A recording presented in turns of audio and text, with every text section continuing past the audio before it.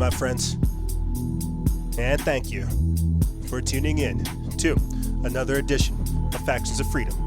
I'm your host, Noise Era, Freedom Faction, whichever one you prefer, and I have titled this episode Summer of Rage, Pandemic Dissidence, and Scorching Earth. Why? We get into EMP attacks. We get into millions of acres being burned. We get into rolling power outages. Dr. Anthony Fauci calling for the rebuilding of the human infrastructure, and so much more. That's right. People fighting back against COVID, as well as people fighting back against communists. Yeah, a very information-packed episode. You're not going to want to miss it. Speaking of missing things, if you didn't listen to the mini-cast we did earlier this week, going into Nod, you really missed out. Check it out. Both audio and video are available. Speaking of another thing that's available, our web app is. That's right. They finally let us get followers again. We're at now 300,000 plus. And in response to the censorship and the content deletion, we've launched our web app, freedomsfaction.disciplemedia.com. Join us. There are limited slots available. If you guys want to support this operation, think about becoming a patreon.com/Freedom Faction exclusive member. All of that and more is going to be in the link in the description bar below. And with that being said, let's start the show.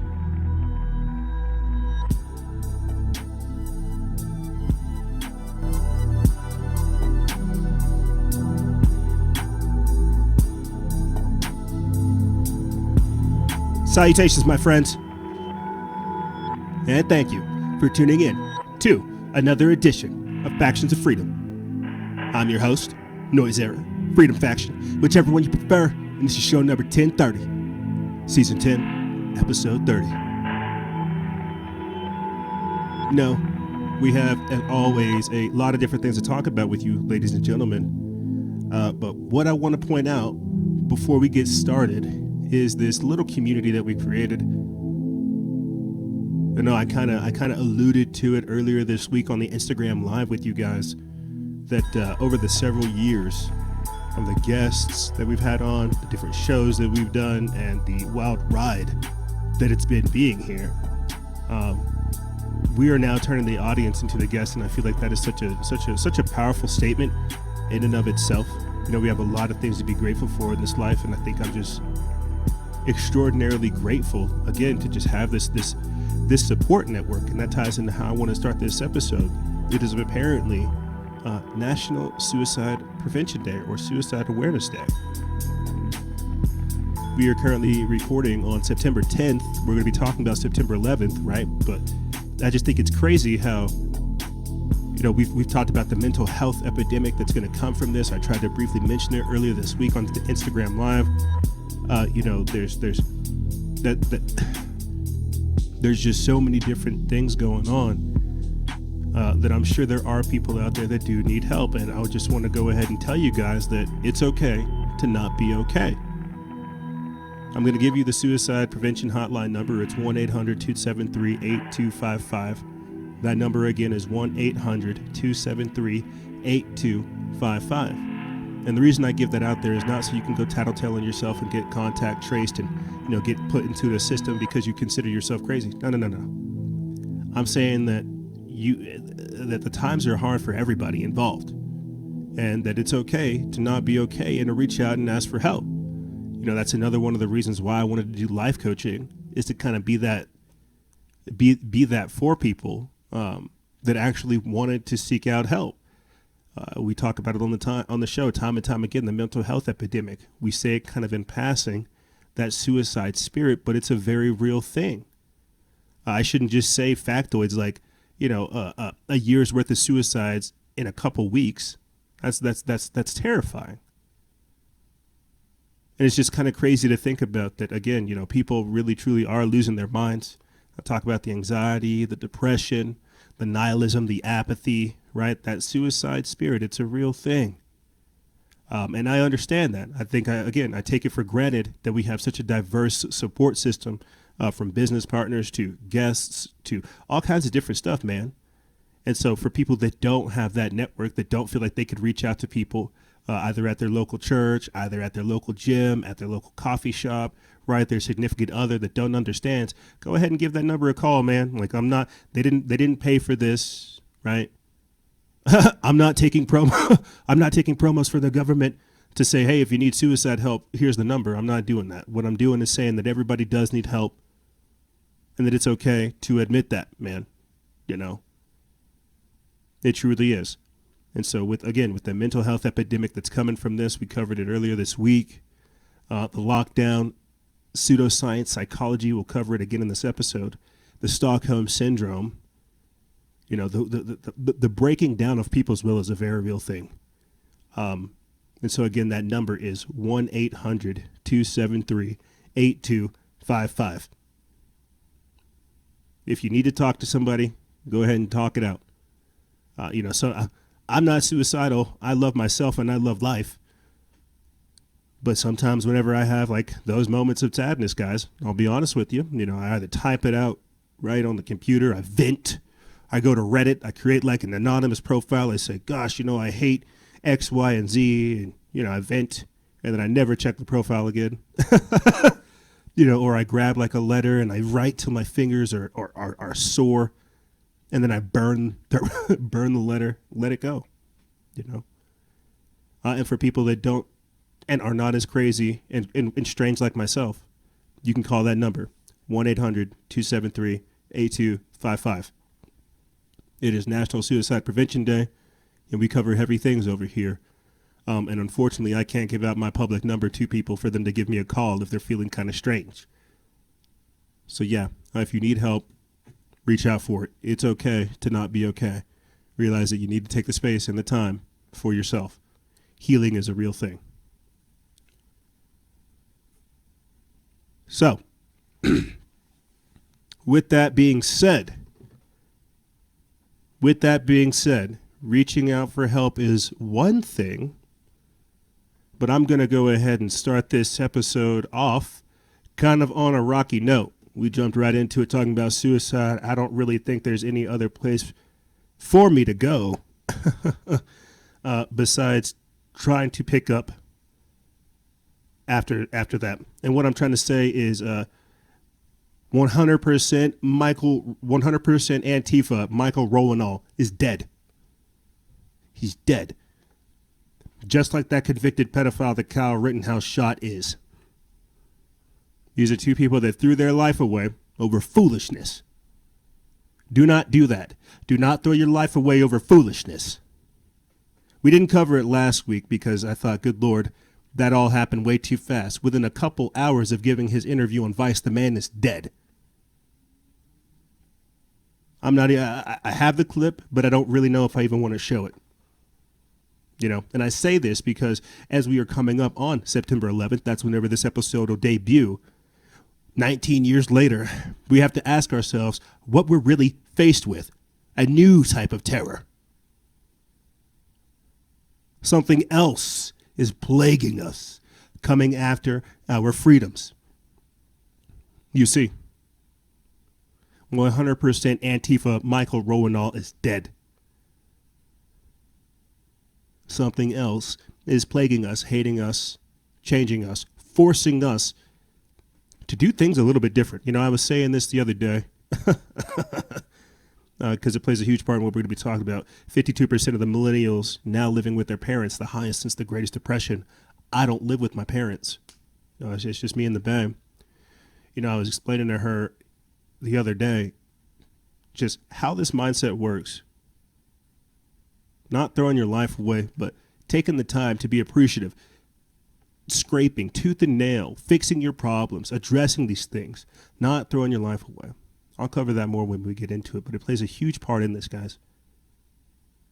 Because again, we had somebody call for my death yesterday because of what we'll get into with the Antifa Proud Boys protest that happened the other weekend. Somebody called for my death saying that, hey, I deserve the same fate as Jay Bishop. We didn't cover any of that because it is a hotbed of volatility, violence, and rage.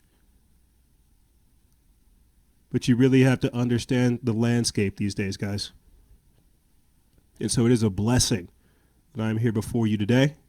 It is a blessing that we are able here to operate in this capacity, and it is a blessing to be in your lives. So even though I said I'd get the show started, that's what I meant to say.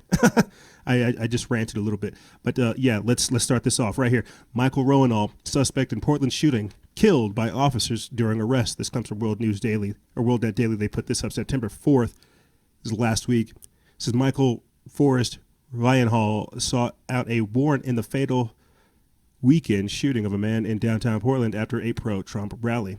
Was killed Thursday night in Washington as members of a federal fugitive task force tried to take him into custody.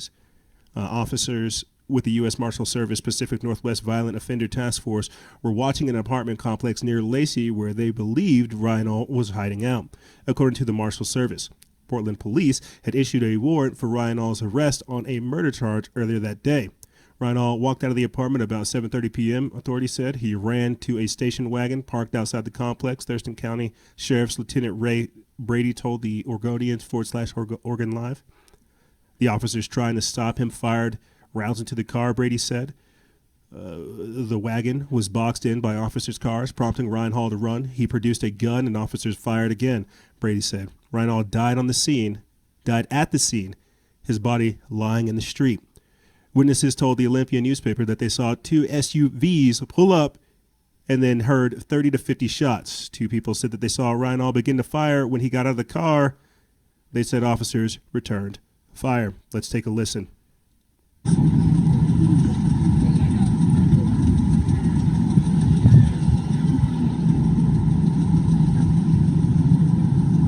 Yeah, you see all those yellow markings? Those are bullets.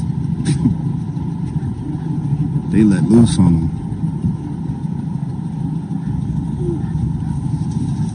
They didn't catch him, they shot him, yeah. He laying there on the ground right there. See, they're doing, yeah, you see them? They're doing CPR on him. Okay, so you got more tape? Now, I don't know if this is because maybe I've watched too many medical shows. Maybe I've listened to too many other people. I'm telling you, if y'all would have heard it, man, it sounded like fireworks. That's how many shots. I was like, the fuck is going on out here? When that they're nigga dead, man. When they're doing CPR on him like that, they're actually pumping more blood inside of him. They shot him that many times. Every time they're pushing that, they're pushing more and more blood out. They're not saving that man. They're making sure he's dead. They're making sure he's dead. Yeah, I don't think he's gonna make it. No, he's not, homie. Oh, dude's dead. Dude is dead. And so this is the savagery that we are being desensitized to, gang. This is the new normal, right? That we should be used to masked assailants, that we should be used to death, that we should be used to this. The crazy part is, prior to his death, a couple hours, like I said before, Michael Rowanall did a quick interview with Vice News where he had the gumption to go up there saying, I had to shoot the guy. I mean, I didn't have to, but I did. I was trying to protect a friend of color. You guys can watch the clip. There's not a friend of color there, but let's listen. Tonight. Lots of lawyers suggest that I shouldn't really be saying anything, but I feel it's important that the world at least gets a little bit of what's really going on, because there's been a lot of propaganda put out there. I had no choice. I mean, I had a choice. I could have sat there and watched them kill a friend of mine of color, but I wasn't going to do that. Oh, White Knight Michael Rowanall to the rescue. Yeah, no, if you guys want to go look at that clip, you can definitely have it on our Instagram Live. It is, or Instagram TV. It's definitely an interesting clip. But again, for him to have the gumption to go on Vice News a couple hours afterwards and try to get ahead of this after speaking with lawyers who I'm sure helped bail him out and all these other things, the evidence is right there. It's just very crazy, these times that we're entering into. But check this out. America's summer exodus. Thousands flee the cities every day because they don't feel safe. So while you've got white knight virtue signaling people like Michael Rowanall and the virtue signaling social justice warriors known as Antifa thinking they're carrying out their own brand of justice, everybody else that's embracing common sense doesn't think so much. Let's take a listen. So vacancy rates are rising in the city as more and more people are choosing to leave New York for good. As Briella Tomasetti found, though, the coronavirus outbreak is not the only reason why some are choosing to make that change. I feel comfortable enough to stay in the city. I love New York City. The price isn't right, but we're here to fight. While some New Yorkers are choosing to ride out this uncertain time, others are contemplating leaving the city they love. For Sylvie Jordan, that thought has become a bittersweet reality. We are concerned about the second wave, and we just decided to, plan and buy a home sooner than we had expected because of COVID. Jordan and her fiance are packing their bags and flocking to the southern Connecticut suburbs, which they feel is a safer environment during a pandemic. You just have your own space in a home versus in a building. So I think that was... I do. So vacancy rates are rising. I have a space in the garden. And a gate. I'm not in a gated community, but I'm thinking about putting up some of my targets on the fence and saying we don't call comps. But let me read this a little bit because this plays a huge part in what we're going to be getting into here next. 52% of millennials now living with their parents, the highest since the Greatest Depression. The video mentioned that they're moving simply because of COVID, but we know that's not all true. I covered this whenever we went over what happened with Chaz Chop, how, of course, the business owners had to go along with it because they would have their windows bashed in if they didn't. Let me get into this article. This is from Tyler Durden over there at Zero Hedge. They put this up September 4th. It says, in modern American history, we've never seen such a mass exodus away from our major cities. Overall, the U.S. economy is a complete and total disaster in 2020, but moving companies and real estate agents that work are absolutely thriving right now. Each weekend, we are seeing long lines at U-Haul rental facilities. Moving companies can't handle all the requests that they are getting, and property values are shifting at a pace that is difficult to believe. Homes in our core urban areas are losing value very rapidly, and at the same time, we are seeing bidding wars for some rural suburban properties that are absolutely insane. I certainly can't blame anyone that wants to escape the violence. If I was living in a major city that was being torn apart by violence, I would want to move too. At one time, we had some of the most beautiful cities in the world, but now the word, quote, apocalyptic is being used to describe them.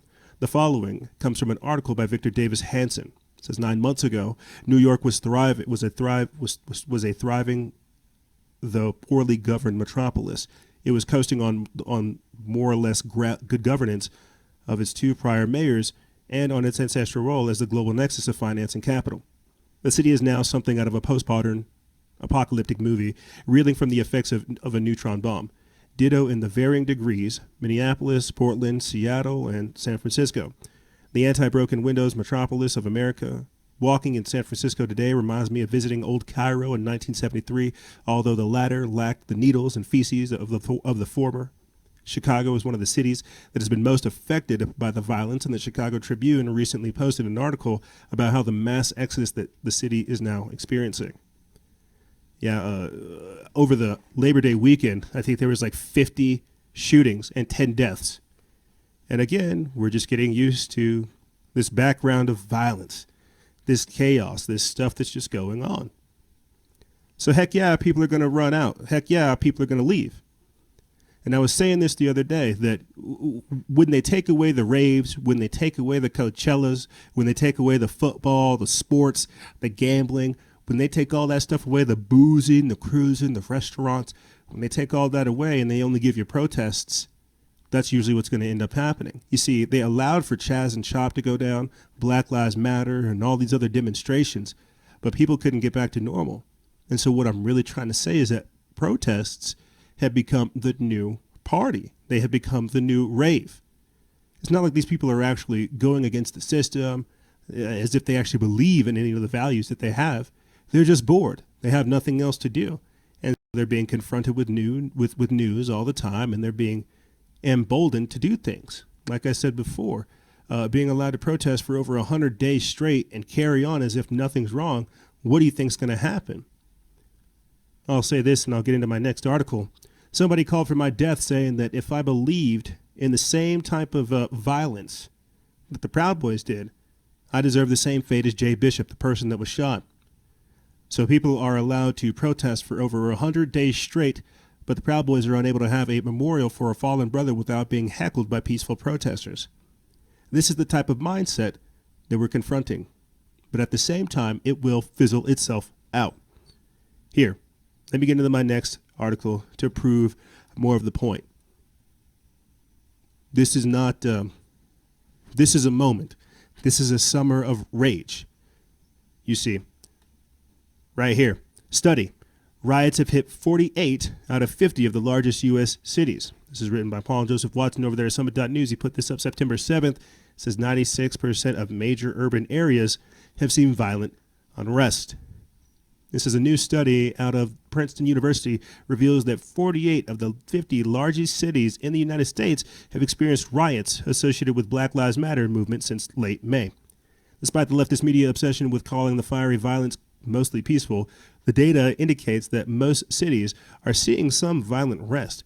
The intent of the study appears to have been to bolster the mostly peaceful narrative, as it notes that the perception of the trouble may have been influenced by, quote, political orientation and biased media framing, as well as, quote, disproportionate coverage of violent demonstrations. The findings are difficult to ignore, however, with almost every major city having experienced rioting. Of the biggest cities, only Fresno, California, and Mesa, Arizona have remained unaffected, according to the data. In addition, when extended to the largest 100 cities by population, the study found that 74 had experienced riots. Democrats completely ignored the unrest for months before polls indicated that favorability was tanking, and they adopted this is Trump's America mantra. The rise of violence in larger cities is a contributing factor in ongoing exodus. A recent survey carried out by the Manhattan Institute found that 2 in 5 New Yorkers want to leave the city. Figures show that shootings have doubled and murders are up 50% on the same period last year in New York. And so what I'm telling you, just last year, right around this time frame, when I went to the protest, Proud Boy protest, to wave a flag, it's like me and 50, like maybe at most 15 men against a mob of 200. Can you guys understand what I'm trying to paint to you now? When I talk about hexafascist, when I talk about the different waves of strangeness that I was confronted by, I'll put the link in the description bar below if you guys want to listen to it.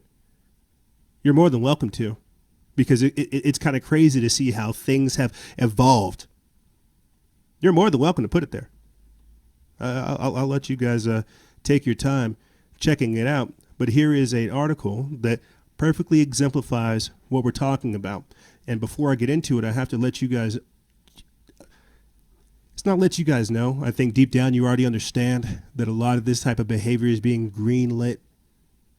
I talked about it before we've even reached this point, the lawlessness, summoning the authoritarianism, before even going into the weekend. There was an article from Now the End Begins talking about a 50-day siege on the White House.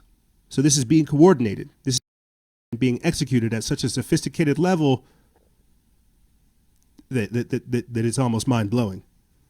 It truly is. But here is another article exemplifying everything I'm trying to get across to you guys. Right here. Portland mayor admits Antifa are terrorizing families with children, but refuses to call the feds. So I'm not all for the authoritarian response.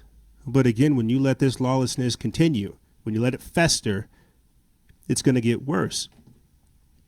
It says, this is by Baxter Dimitri. They put this up September 7th over there at News Punch. It says Portland Mayor Ted Wheeler has had a serious problem with Antifa riots in his city for more than 100 nights and counting.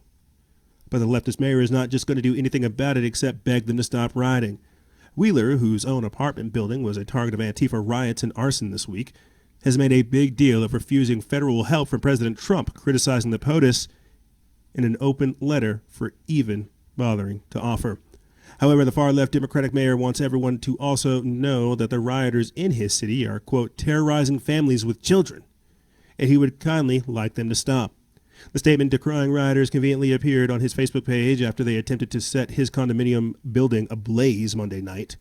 Western Journal reports that after this, Mayor Wheeler made it clear that this sort of behavior was unacceptable. In a Facebook post Tuesday, Wheeler wrote that, quote, "Last night we saw more senseless violence in Portland. Another minority-owned local business was destroyed by a violent group of individuals. A police officer was filmed repeatedly striking an individual at a protest. Even the building where I live, along with dozens of other families, was violently attacked." Quote, "These acts range from stupid to dangerous to criminal. The violence must stop. None of this should sit well with any thinking Portlander. Arson and terrorizing families with children does nothing except steal and distract from the important message of the racial justice movement." It's unclear who was, quote, terrorizing families with children, although he could have presumably been referring to the families in his condo complex.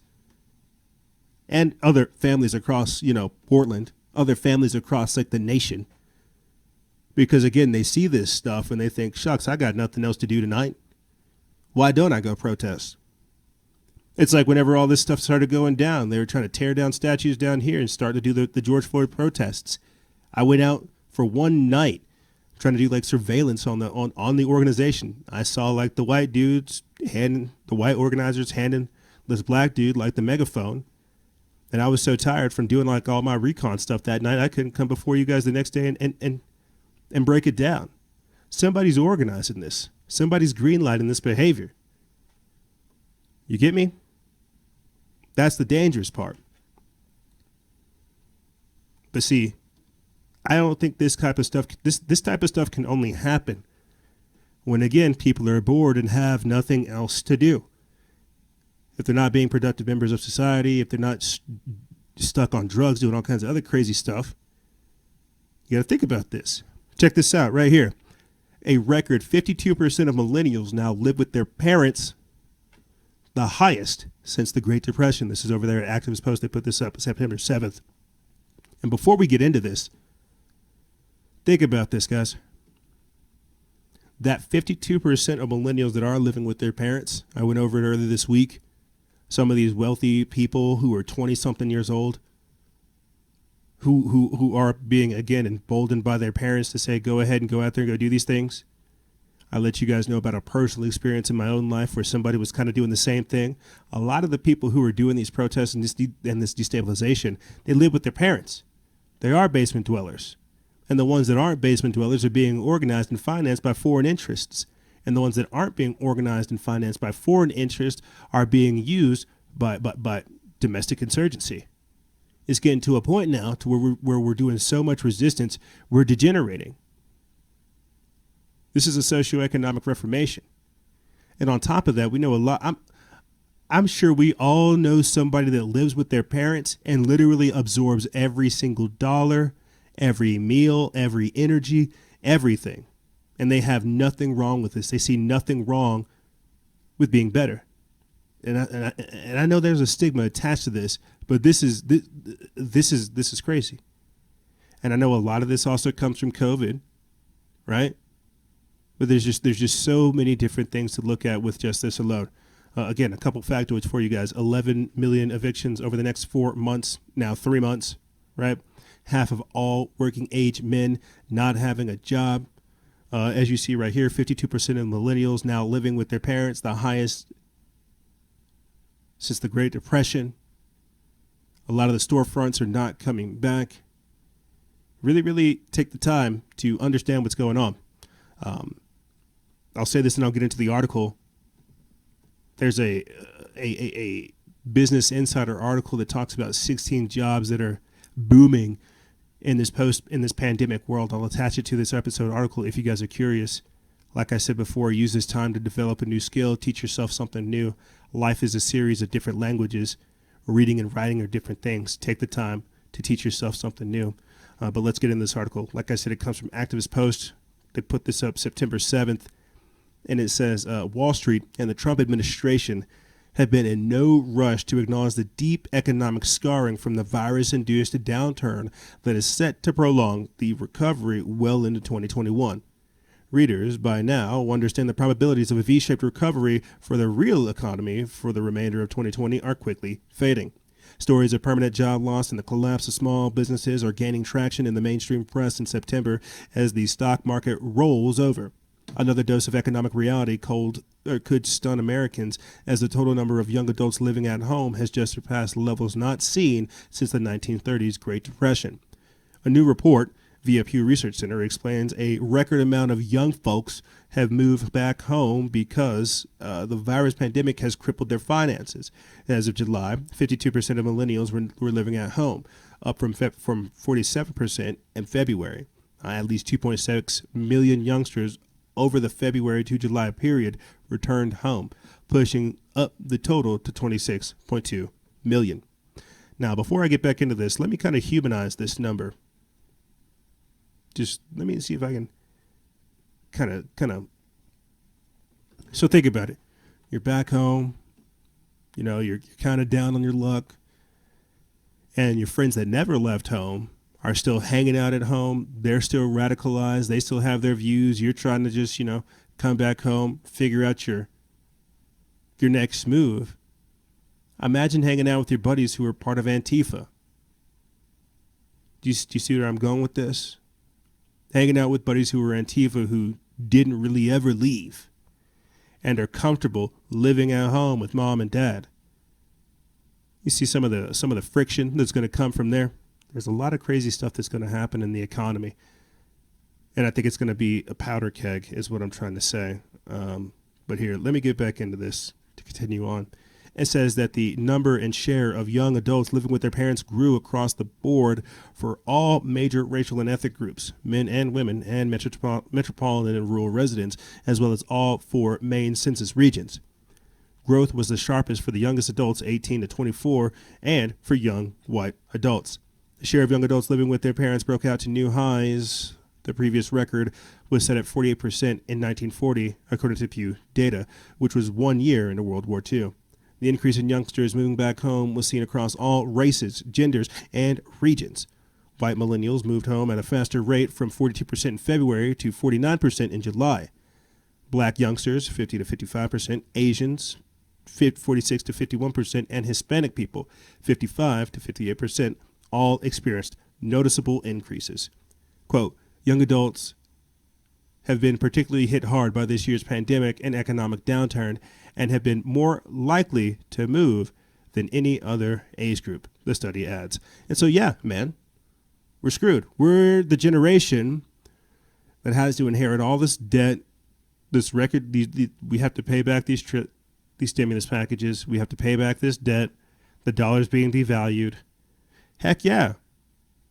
We're coming up on 9/11, right? The 19-year anniversary of 9/11. The one episode that was taken down off of Spotify is whenever I compared COVID-19 to the new 9/11 and how we're on World Trade Tower 7. We've already passed World Trade Center Tower 1 and 2. That was the initial outbreak in China and then the global outbreak. The tower that nobody paid attention to, World Trade Tower 7, is the socioeconomic implications of such a virus, of shutting down the economy, of people not working, of saying, you know what, we're gonna shut down food processing plants, we're gonna abort baby pigs, we're gonna kill chickens, we're gonna dump out all the milk, we're gonna burn crops.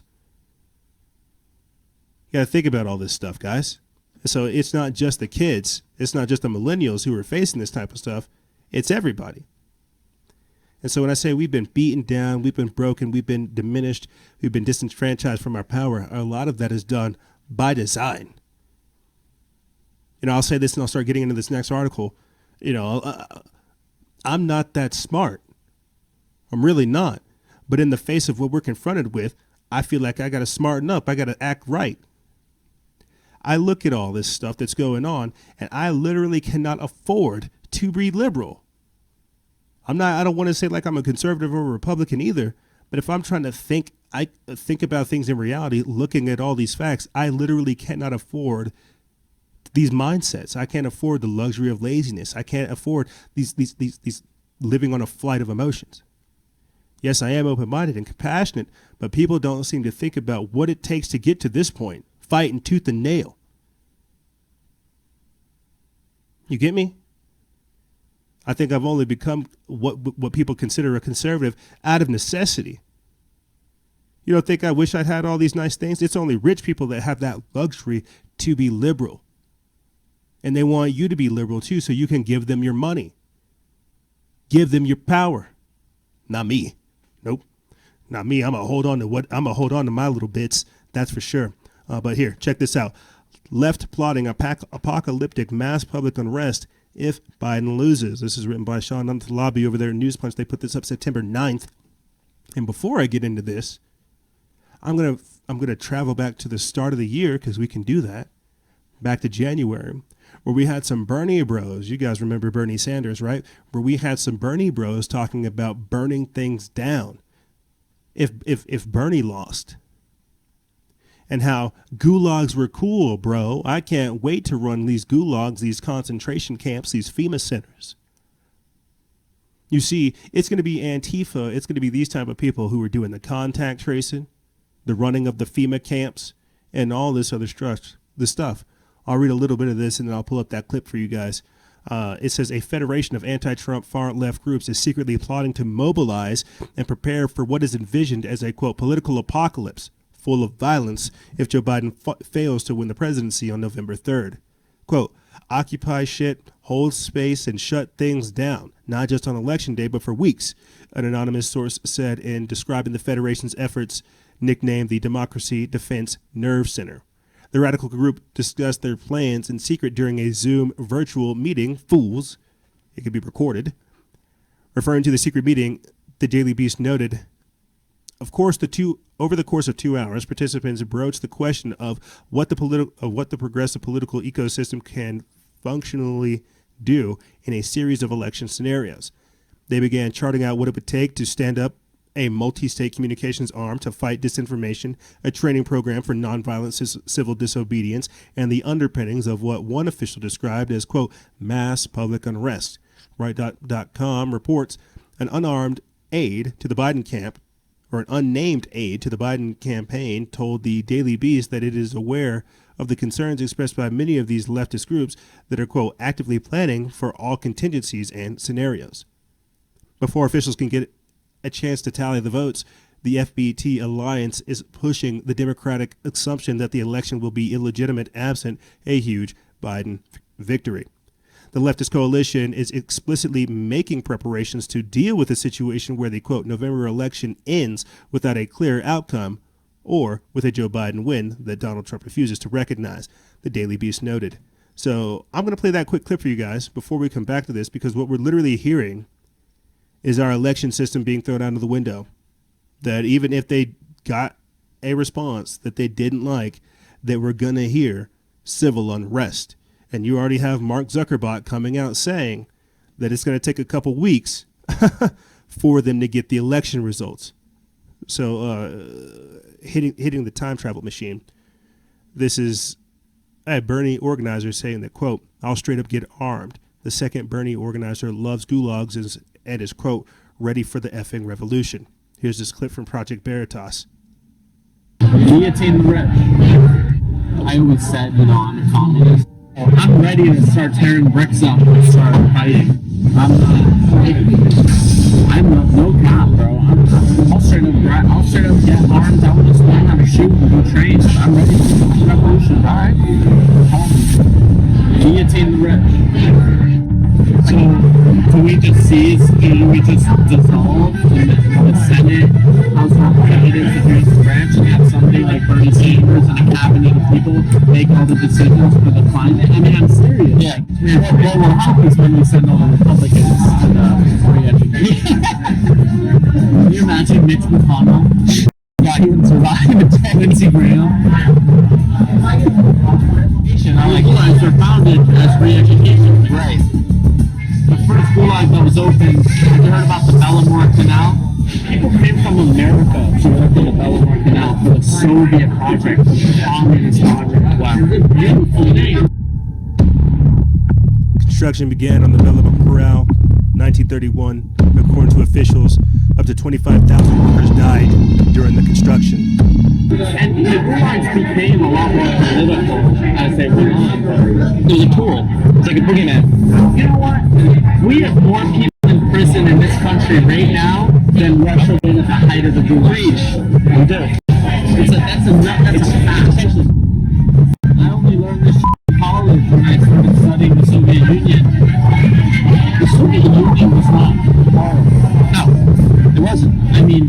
women's rights, the Soviet Union is, I think, the most progressive place to date in the world. Leave it to the Soviets to make the most badass, the most effective gun in the world. Engineering, great. The destruction, the destroyer of imperialism and colonization. I mean, everywhere. That's why I want to get a tattoo.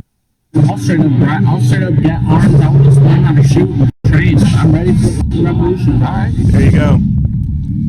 Martin Weisberger talking about getting trained, and that was in January, getting trained and ready for the revolution. That was in January, my friends. This is only 8 months down the line, and look at how radicalized things are. September 11th is, well, tomorrow, today, whenever you're listening to it. Let me get back into this. This is them talking about revolution. This is them talking about creating a COG, a continuity of government, of overthrowing the government, of creating an occupied political group. It's crazy because here we are. This is the Civil War. This is the civil unrest, the Second American Revolution. And who do you think is funding them? That's why they're saying Joe Biden, or why China would love for Joe Biden. That's unfortunately why we're having this whole polarization campaign go on. Let me get into this. It says the leftist coalition is explicitly making preparations to deal with the situation where the, quote, November election ends without a clear outcome or with a Joe Biden win that Donald Trump refuses to recognize, the Daily Beast noted. Quote, inside the coalition, there is a dispute over whether Biden should even concede if he wins the popular vote, like Hillary Clinton said, but loses the Electoral College, the news outlet acknowledged. In that event, the coalition may take a page from the election, quote, war games report by the vehemently anti-Trump Transition Integrity Project, which urges Biden to push Western states, namely California and Oregon, to, quote, secede from the union, unless their potential demands for reforms, abolishing the Electoral College, dividing California into 5 states, and statehood for Puerto Rico and D.C. are met, the Daily Beast indicated. So we're literally talking about civil war. We are casually talking about civil war. And so whenever I'm saying, who do you think's financing this? Who wants all this type of stuff to go down? Who's funding this insurrection in our country? This is the type of stuff that we have to ask questions of. Hardworking people are asking what in good God's name is happening, because this is being funded against us. Our openness is being used against us. And I hate to sound like a politician or like a conservative or like anybody buying into the left-right paradigm, but check this out right here. Trump mulls decoupling the U.S. from China, saying that if Biden wins, China will own this country. Now, I don't think it's that extreme, but I can understand why he's saying that. President Xi Jinping has also said that Biden is their president. Let's take a listen. If Biden wins, China will own this country, and hopefully you're not going to be able to find that out. It's the most important election in our history right now. Most important election in our history. Under my administration, we will make America into the manufacturing superpower of the world, and we'll end our reliance on China once and for all. Whether it's decoupling or putting in massive tariffs like I've been doing already, we're going to end our reliance on China, because we can't rely on China. And I don't want them building a military like they're building right now. They're using our money to build it. We'll manufacture our critical medical supplies in the United States. Very interesting. Well, this is over there at Zero Ahead. They put this up September 7th. It says tapping into the candidate of the 2016 campaign who repeatedly pledged to, quote, bring back U.S. companies to American soil. The president has made some bomb Labor Day remarks strongly hinting at decoupling the U.S. and Chinese economies. Quote, so when you mention the word decouple, it's an interesting word, Trump introduced at the White House news conference and added, quote, we lose billions of dollars, and if we didn't do business with them, we would lose billions of dollars. It's called decoupling, so you'll start thinking about it, he said. He had noted that China is buying more U.S. agricultural products, suggesting that Americans' loss wouldn't be so great if a dramatic strategy was pursued. He further teased the possibility that American companies that can outsource to China won't get crucial access to federal contracts, though it appears he is in the process of, quote, thinking about it. as many news outlets sourced. Furthering this theme, he said that the U.S. economy, that if reelected, will, quote, make America a manufacturing superpower.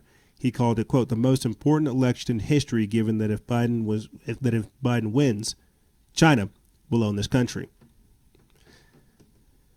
There are so many things going on with this that we do need patriotism, that we do need to bring back a spirit of patriotism, that we need to bring back pride in your country, that we would actually want to be productive members of society, that we don't need to destroy everything. It's a classic Marxist communist thought process. It's a classic like Illuminati thought process as well, a Luciferian scorched earth policy where you burn everything so you can rule on the ashes and recreate it. Order from chaos. But you see, rather than going down that route, why don't we just push for more order? Why don't we just push for more logic? Why don't we push for more understanding? It's a different discussion for a different day, which we'll save for the last segment. What I want to do to begin to close this episode out for you guys is bring up this quick clip of these Proud Boys that went out there to Portland, Oregon to confront Antifa. They wanted to have basically a memorial recognizing their fallen brother, Jay Bishop, and they were confronted. Now, the reason I'm playing this is because it currently has 93,000 views on the page. It was taken down. I reposted it. They recognized my appeal. They put it back up. But what's even more important about playing this is not the tit-for-tat mindset of the left-right paradigm, but pointing out the fact that we can't see any pushback against these communists. The fact that this upsets people, and I can understand that. People saying, oh, look at these terrorists. Oh, look at this white-on-white crime. I understand that. But these are cowardly comments from people who actually are on there being hybrid activists with foots on the ground, being boots on the ground. We are literally letting people protest for over 100 days straight, and people can't even have a memorial or any kind of pushback without this setting off red flags. That should set off a red flag right there. That's what we mean by totalitarian. That's what we mean by resistance is existence. So here, let me play this quick clip, and then we'll close out this segment.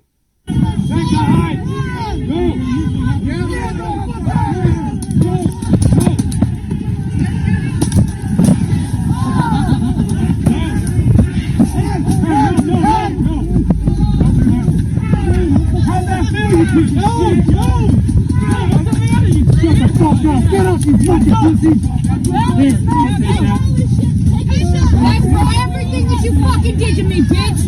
Told you I'd get you. I'm sorry.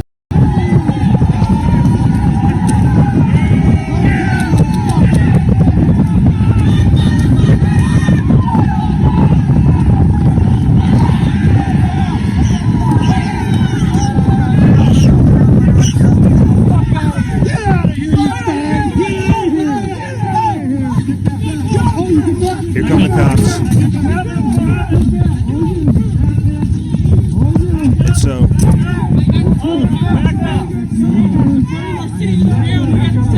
again, because this literally happened to me like a year ago, I guess I'm a little bit more sympathetic. I wasn't sitting on my hands when I was trying to confront Antifa.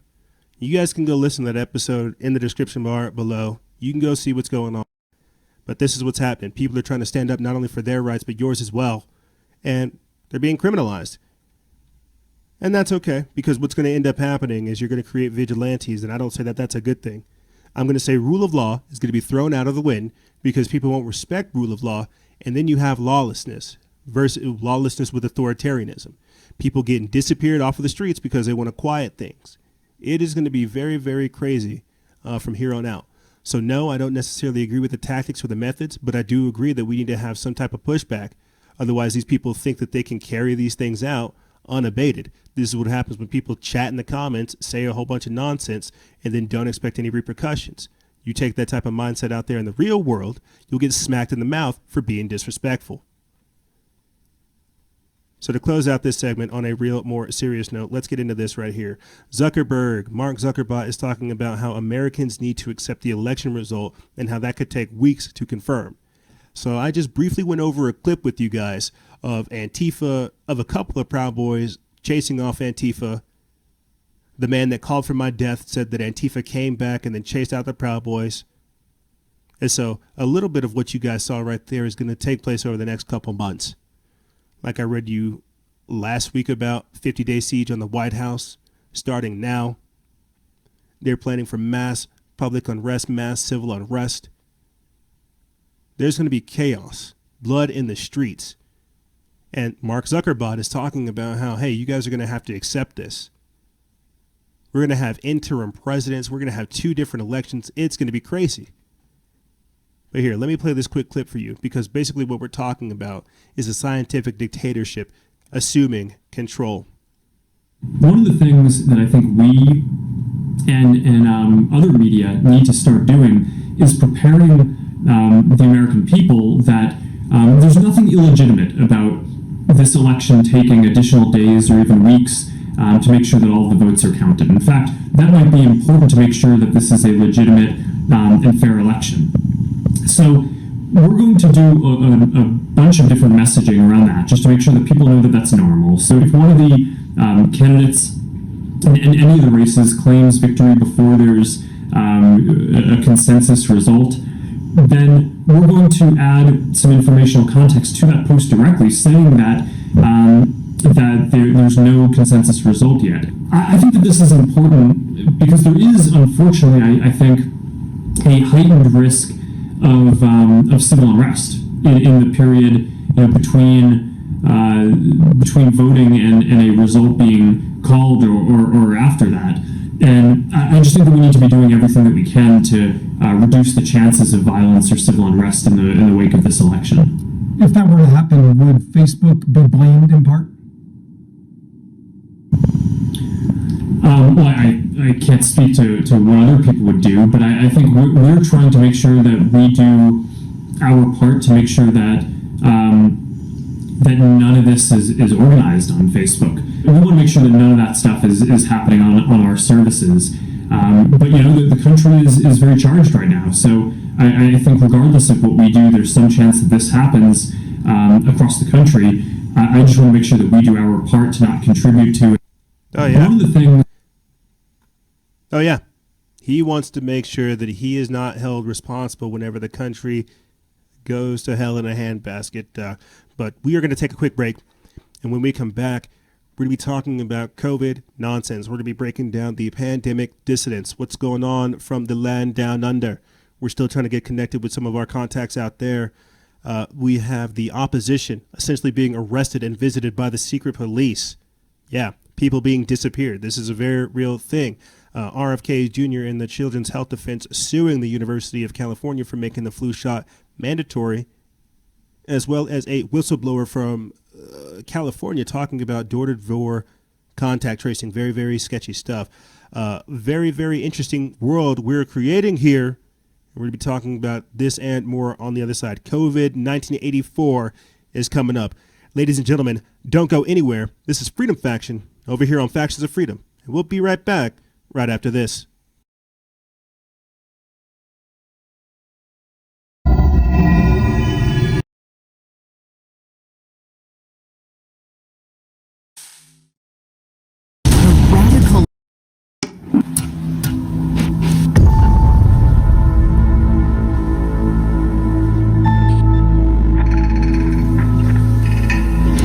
Understand what's going on around you. You are in a state of war, and you have precious little time to save yourself.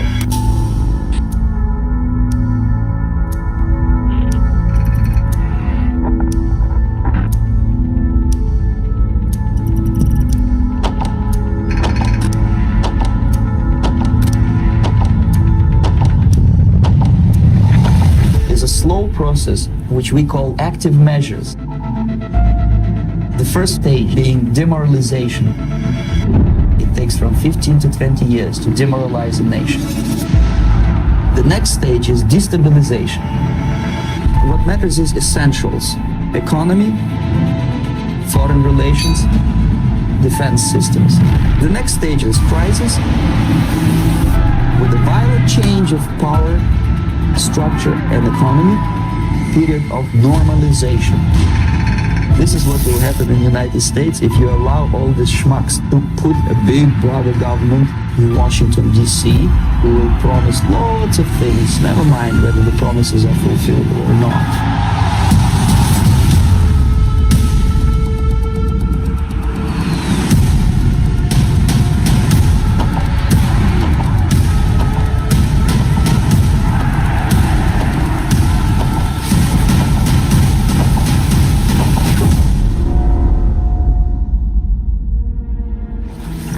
The time bomb is ticking. With every second, the disaster is coming closer and closer. The danger is real. Victimizers beware. The racist and bigots' greatest nightmare. Social justice warriors. It's the bias response team. If you've been offended, your feelings must be defended. Freedom of expression is a microaggression. Here comes Antifa Freddy. He's always ready to fight fascism with fascism. Starbucks windows don't stand a chance. Ethic enhancer. He's a systematic racism finder. Using the powers of screaming and shame, they win every debate by calling your names. They're heroes who think that they're victims. Social justice warriors.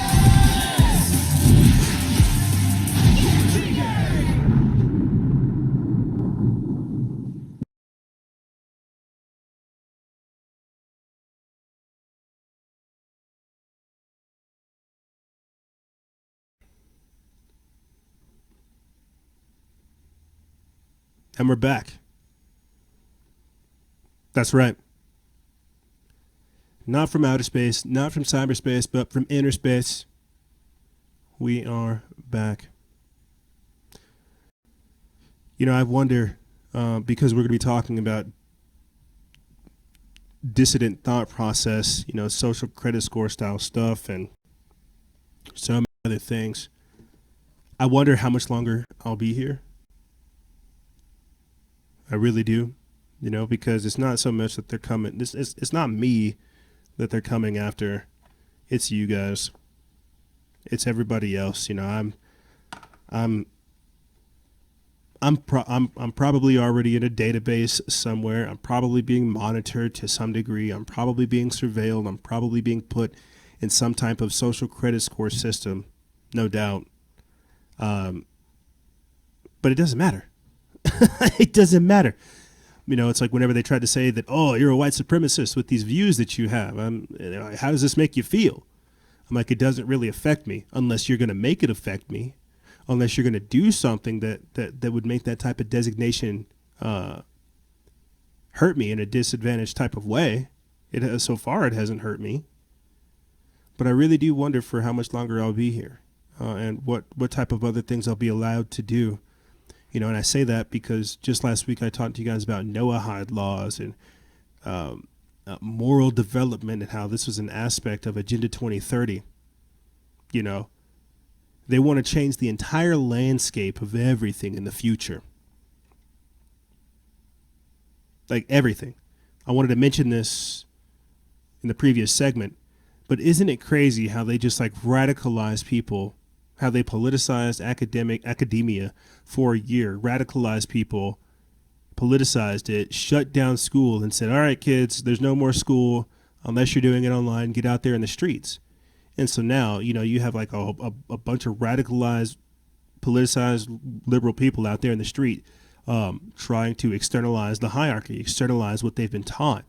And while that's happening on one degree, you're having a whole separate generation of people buying into the new agenda. And what I mean by that is the kids who are returning to college, who have to wear the face masks, who have to engage in facial recognition software, who have to get used to being like socially engineered. It's just crazy because you're seeing like two different agendas go on.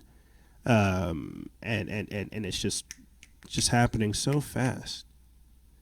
And so when I talk about moral development, Agenda 21, Agenda 2030, education, this is how they're going to transform America. This is how they're going to transform America. The Karens come from school. The Karens come from not having anything else to do. They're going to be the contact tracers. Who do you think this next generation is going to be? It's very, very interesting. Very, very interesting. So here, to go ahead and start this episode, I'm going to pull up this clip, this post that we put up before coming on to the air. It comes from Paul Joseph Watson over there at Summit.News. Chinese government combines track and trace corona system with the social credit score. As if we didn't see that happening. It says that the Communist government of China has combined its coronavirus track and trace system with the country's notorious social credit score. As if we didn't see that happening. And we know, to a degree, it's going to come here in America. What we'll get into when I play that clip for you guys from the contact tracer whistleblower, she talks about how CERT came to her door, the Community Emergency Response Team, and how when she denied the vaccine and denied giving off personal information, she was sure that got entered into a database.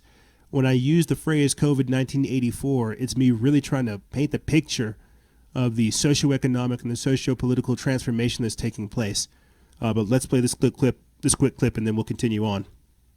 First off, what was considered an unreasonable fear in many countries around the world when it comes to contact tracing, which is being used to help control the novel coronavirus. The idea that this could, for example, be used for totalitarian social monitoring, well, this has now become a reality in China. The local government of China's Jiangsu province has launched a new social control system that combines the CCP's health code program with the regime's social credit system to create what they're calling a, quote, civilization code. This new system gives people a civilization score, which ranks them into different levels. And this level is then used by the government to judge who gets priority or who should be subjected to restrictions or punishments. Now, the system appears to function like an expanded version of the existing social credit system. It's being rolled out currently in Suzhou, which is a major city of that province. It will apply to everyone over 18 years old. First off, what was considered an unreasonable... That is crazy. As the Epoch Times' Joshua Phillip explains, the fears that the new COVID surveillance system would be used for totalitarian social monitoring are being realized in China. Quote, the local government of China's Jiangsu province has launched a new social control system that combines the CCP's health code program with the regime's social credit score system to create what they're calling a civilization code. Technocratic social class systems. Oh, you're a part of that red class, huh? Oh, I'm a part of that green class. I wouldn't know about that lifestyle. Sorry, I don't know about that red lifestyle. I'm over here on the green. I know in my mindset it's probably backwards. Red because, communist China. Red is probably good. Green is probably bad. But you get what I'm saying. It's a technocratic social class system. The social credit score system. Pre-crime. Remember a couple weeks ago we talked about Minority Report being rolled out? Artificial intelligence being used to reduce recidivism amongst prisoners. This is crazy. This is social credit score. What happens, and it's biblical at this point, what happens when you are literally confronted with the mark of the beast that you will neither be able nor to buy nor sell without receiving the mark? Just last year, when they first got this thing up, they were gloating and boasting how they were able to stop millions of people for going on the train for not having the social credit score. And whenever this whole lockdown thing happened over there in China, they made it mandatory for people to go ahead and get those contact tracing apps on their phone. Their API, their APK, their backdoor programs, their backdoor built-in apps that allow for other apps to be downloaded to where they can gather your biometric data. That's why it's becoming increasingly important for people to have pocket protectors, those anti-EMF Wi-Fi shielding stickers, have a Faraday cage, right? We don't have time to get into the preparations necessary for protecting your identity and stuff like this, but it's a very real thing. We're not talking about blockchain and Bitcoin and stuff like this, but what we are talking about is the socio-economic and the socio-political reformation, the technocracy. This is a lot of what Bill Gates is working on behind the scenes, creating a digital certificate, right? Isn't that what COVID stands for? The certificate of vaccine identification. You've really got to understand the very, very crazy world that they are creating. So getting into this episode, or at least getting into some of the information from this episode, the segment, just last week, we posted about how a mother was being taken an hour before her ultrasound. A mother in Australia was arrested for posting about an anti-Facebook or an anti-lockdown protest on Fedbook. She was arrested. We played the clip for you guys. If not, you can go back and watch it on our page, or watch it on the episode, or go to the episode article and find it there and watch it. That was last week. The same thing happened. They paid a visit to 80 other people during that time frame. 80 other people were able to help send shockwaves around the world. What I'm going to play for you guys next is a clip of the same stuff that happened during the same time frame of another protest organizer arrested. I guess, again, because I'm always saying Inlakesh, the Aboriginal word, the Australian Aboriginal word for the phrase that I am another you, I look at these individuals and I can't help but think of myself. Arrested for incitement. Atrocious. But here, this comes from Signs of the Time. They put this up September 4th. It says, COVID dissent violently arrested after backing Melbourne anti-lockdown protest. Tells Facebook followers not to go. Toilet? Yeah, I've just gotten up. What? Are you going to open the door, yes or no? Give me a minute. No. What is this in regards to? What's it in regards to? You haven't told me anything. Incitement. Incitement for what? You've spoken to your colleagues online, or no? I told them not to go to the protest. Well, come and tell me that. Well, I'm telling you right now. I can speak to you right now. Open the door. Now. Why do you want me to open the door when I'm speaking to you guys right now? What? What? Just explain what you're doing first, and then perhaps I'll comply easily. And you're just yelling, you got people everywhere. Explain, just talk to me properly. Like, what is going on? You've just rocked up with force, got no idea, like early in the morning. Can you just explain, and then I will open the door? What's it to do with? Yeah, hold on. What's it to do with, though? What have I done? But you didn't tell me. Wait. Yeah, okay, search warrant for what? What are you suspecting me of doing? He said he's going to come downstairs, he's not, so... Yeah, to do with what? No, if you do that, I will charge every single one of you. I'll take you to court and you're going to lose. Look at that no trespassing sign, yeah? There's 7 court case precedents from the Supreme and High Courts of Australia. You said you're coming down, you're not? Yeah, because I'm trying to talk to you first. You're not telling me what you're doing. Yeah, what's it? Search warrant for what? What gives you the authority to have a search warrant? Whoa, you do that. You know what? Leave my shit. Don't break my stuff, you fucking retard.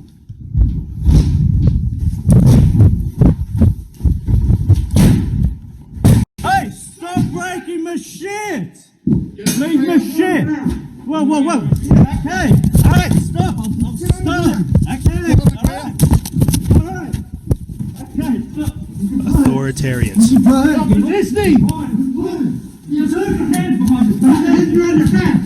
Toilet? Yeah, I wonder.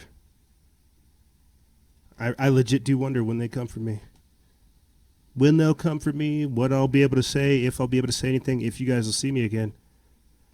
I legit do wonder, but let's get into this. It says that days after a pregnant mother was arrested for, quote, inciting an anti-lockdown protest, Melbourne police came after a self-described, quote, freedom fighter who runs a COVID-19 conspiracy network.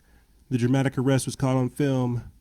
James Bartolo, a former soldier, bodybuilder, and a man who, in his own words, fights against the corrupt and failed system during the COVID-19 lockdown, live streamed a video of himself arguing with police on his doorstep early in the morning.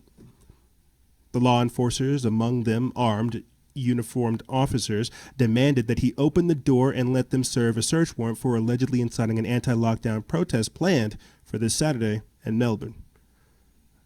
Bartolo countered by saying that he had, quote, told people not to go on his Facebook page, but the team pushed forward and threatened to enter by force. Quote, you were illegally trespassing and you will be charged. If you break anything, you will be prosecuted. The man shouts from the balcony, but the lead detective seemed to be in no mood to hear the legal argumentation. Quote, opening the door and I'll force it. I'm not playing a game, he could be heard saying, just as his colleague ready to hammer to smash the door open. Yeah, so rule of law is going right out the window. Black Lives Matter and Antifa can sit there and protest for just like days on end.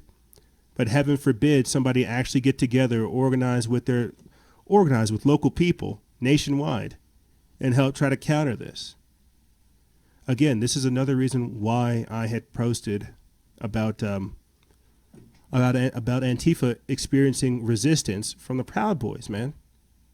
People don't seem to understand that we have got to resist. The same way that you have Governor Gretchen Whitmer of Michigan saying that these people protesting are terrorists. This is atrocious. We need to create narratives that humanize people, that bring awareness to this. My God, it's crazy. You're literally breaking inside of people's houses and detaining them. Another clip I'm going to play for you guys is this of this reporter out there in Australia covering those protests. Avi Yamini, I think his last name is, and he's just detained the minute that he gets there. And what's crazy is when he's detained, he's visited later on by the police, and they threaten him. But before we do that, check this out right here. This is some of the psychosis that's going on.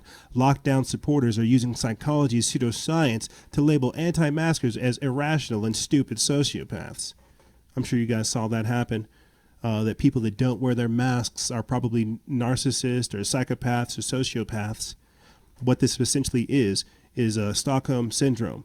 These are people who believe in Big Brother. These are people that are saying, heck yes, you should arrest these dissenters. Heck yes, arrest these individuals who don't have a mask. This is insane. This is what happens when you begin to arrest your opposition and silence the people that don't agree with you. This is put up by Signs of the Time. They put this up September 4th.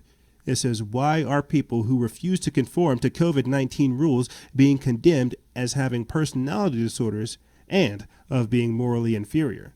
Because their attackers see these terms as carrying the weight of science, but it's poppycock. These days, psychology is often applied as an ideological tool or an ideological weapon to be wielded against political opponents. So I was not surprised to read a study that claimed that the people who refuse to wear masks or comply with social distancing rules are likely to have sociopathic symptoms. In other words, they're sick people. According to the Brazilian researchers who conducted the study, antisocial traits such as low levels of empathy and high levels of callousness, deceitfulness, and risk-taking behavior or risk-taking characterize those people who refuse to wear masks. Once upon a time, these antisocial traits were associated with people who were called bad or malevolent. Today, psychological terms such as sociopath are used to pathologize people who you don't like. Why? Because psychology enjoys the authority of science and gives legitimacy to a point of view. Consequently, the diagnosis that someone is a sociopath is seen by many as not just an opinion, but a statement of scientific fact.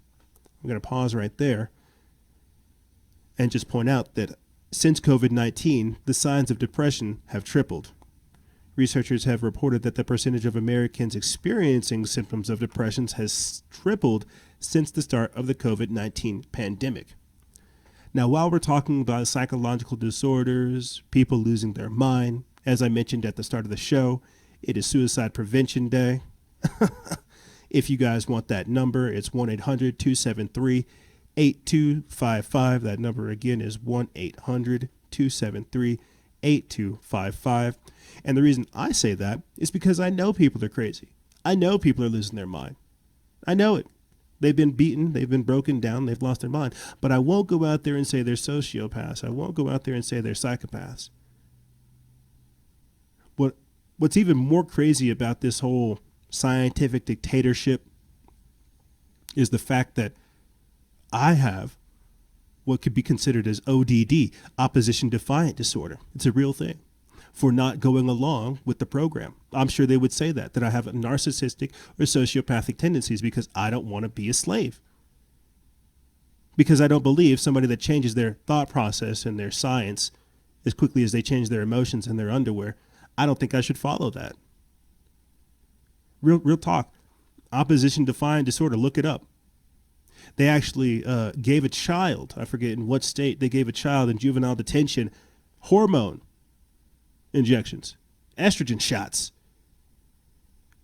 because he had opposition defiant disorder, because he was too unruly. You get where I'm going with this kind of mindset?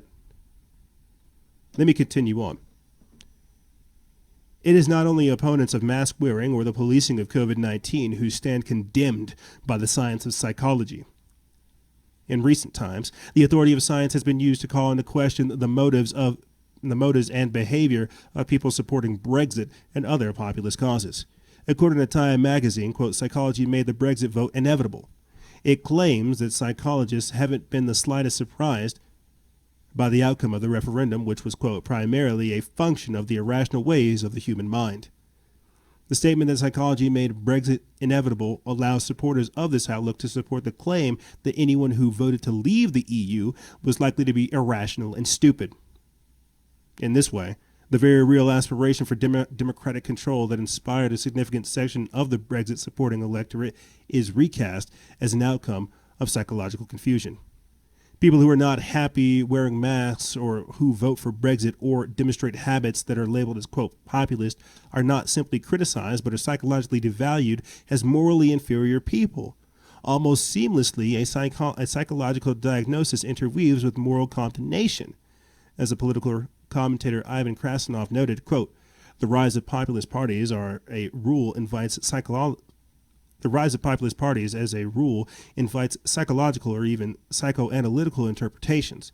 Commenters, consciously or unconsciously, are tempted to analyze populism in terms of the return of the repressed, traumas, frustration, or status anxieties. Psychological explanations of the motives and the behaviors of people supporting Brexit and other populist causes invariably insist that whatever drove them to adopt this conclusion, it was not rational calculation. Statements like, quote, Brexit was fueled by irrational xenophobia, not economic grievances, draws attention to the primitive impulses that dominate the populist mindset. Numerous commentators claim that it is rage and not reason that motivates citizens whose voting behavior they despise. Yeah, we're finding sophisticated ways to label our opposition stupid. We are finding sophisticated ways to not quiet our opposition, but shout down those that we don't agree with. This is what happens when the Overton window changes. But here, let me bring up something else that's a little bit more important to you guys, a little bit more prevalent. This is the lockdown psychology. This is people using pseudoscience saying that mask wearers need to be arrested. The people that don't go along with COVID in 1984 are delusional. This is something we've covered throughout all of it. And now you have riot police dragging a journalist to the ground, arresting him for covering an anti-lockdown protest in Australia. It's gravy. Yeah, Rebel Media's Avi Yamini was doing a piece to camera at an anti-lockdown Freedom March protest in Melbourne on Saturday when he was suddenly approached by a police commander. Just walked right up. So there's been numerous, quite intense, heavy-handed arrests here today. We walked around there was probably a good 2 hours where there was no arrest, no anything. It was quite peaceful until...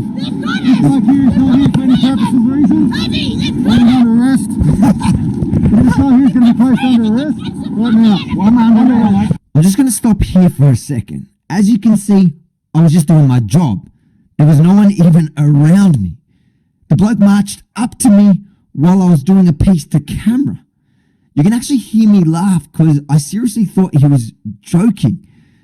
If you watch my content before, you'll know that sometimes cops walk up to me and banter a little bit. You know, I guess they like my work or they appreciate it or they find it funny or they see my sense of humor and they join in.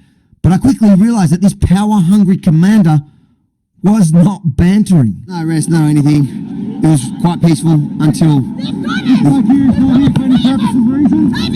Under arrest. This guy here's going to be placed under arrest right now. Well, I'm under arrest. I am media. I'm media. I've got my permit in my pocket. My permit is in my pocket. I'm fine. I've got my permit in my pocket. I work for Rebel News. I am lawfully here. I've got my permit in my pocket. My permit is in my pocket. I'm fine. I've got my permit in my pocket. I work for Rebel News. I am lawfully here. Can you grab that? And that's my mic cover there. Yep. And can you give it to my staff? Bring this one. Can you grab the mic and the mic cover? So at this point, police forcibly take me away with my hands still cuffed behind my back like I'm some sort of violent criminal. But what they didn't realise is I was still mic'd up and was recording everything they're about to say. Yeah. And if you go follow up with it, I'll put the link for that in the description bar below so you guys can go check it out. But if you'll follow up on it, he actually gets visited by the police later on, and they threaten him, basically saying, like, you better not talk about this. Because they were in the wrong. They knew they were in the wrong, but they're not going to admit that on camera. You know? And so what you're seeing is COVID-19 being used for an authoritarian power grab. And you're seeing Australia being used as the beta test, as like the testing ground. That's why I'm trying to get some people online from up over there so you guys can hear from them what it's like to kind of have that creeping encroachment. I mean, shucks. Just the other week we talked about how we played for you guys quick clips of the Australian police choking a woman, like choke slamming her to the ground for not wearing a mask.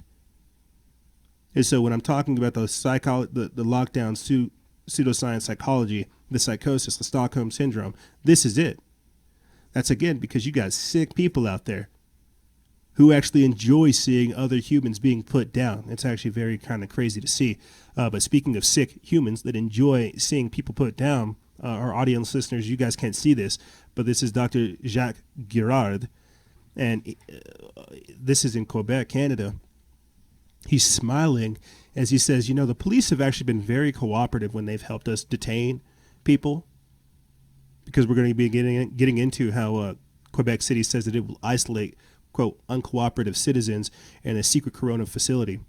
You guys can go see this on the page. This man's cheerful, and I'll have to read some of his translations, but he's cheerful as he's talking about the police helping them detain individuals and help throw them into these secret corona facilities. And so I guess because I trip out about people just being disappeared, it's a real thing. You got HR 66 or HR 6666. You also got the NDAA of 2012, where this basically allows for the indefinite detention and probably extermination of human beings. I worry about this. So when you have a power-hungry, politicized elite people waiting to assume power and control, I guess I just worry about, well, who's that power going to be used against? So here, let me read a little bit of this, and then I'll continue on. Docteur Girard, avant de terminer, il y a une journaliste qui ne pouvait pas être présente ici qui demande brièvement est-ce que des ordonnances ont été émises à l'endroit des clients récalcitrants? And so because it's French, I'm going to read the translations. But a reporter asked the questions of, can you answer it in French, please? The order targeted two people who were not cooperating. And it is great that we can finally work with that. That provision, you know, before, this is talking about before the crisis, if there were not a health crisis, the public health director could use this provision for 72 hours while waiting for the judge's confirmation of such a provision. In the COVID-19 case, we may isolate somebody for 14 days. And it is what we did this morning, and we have done it in the past. And, such as this morning, force a person to cooperate with the investigation. I'm reading from the article now. It says authorities in Quebec City, Canada, have announced that they will isolate, quote, uncooperative citizens in a coronavirus facility, the location of which remains a secret.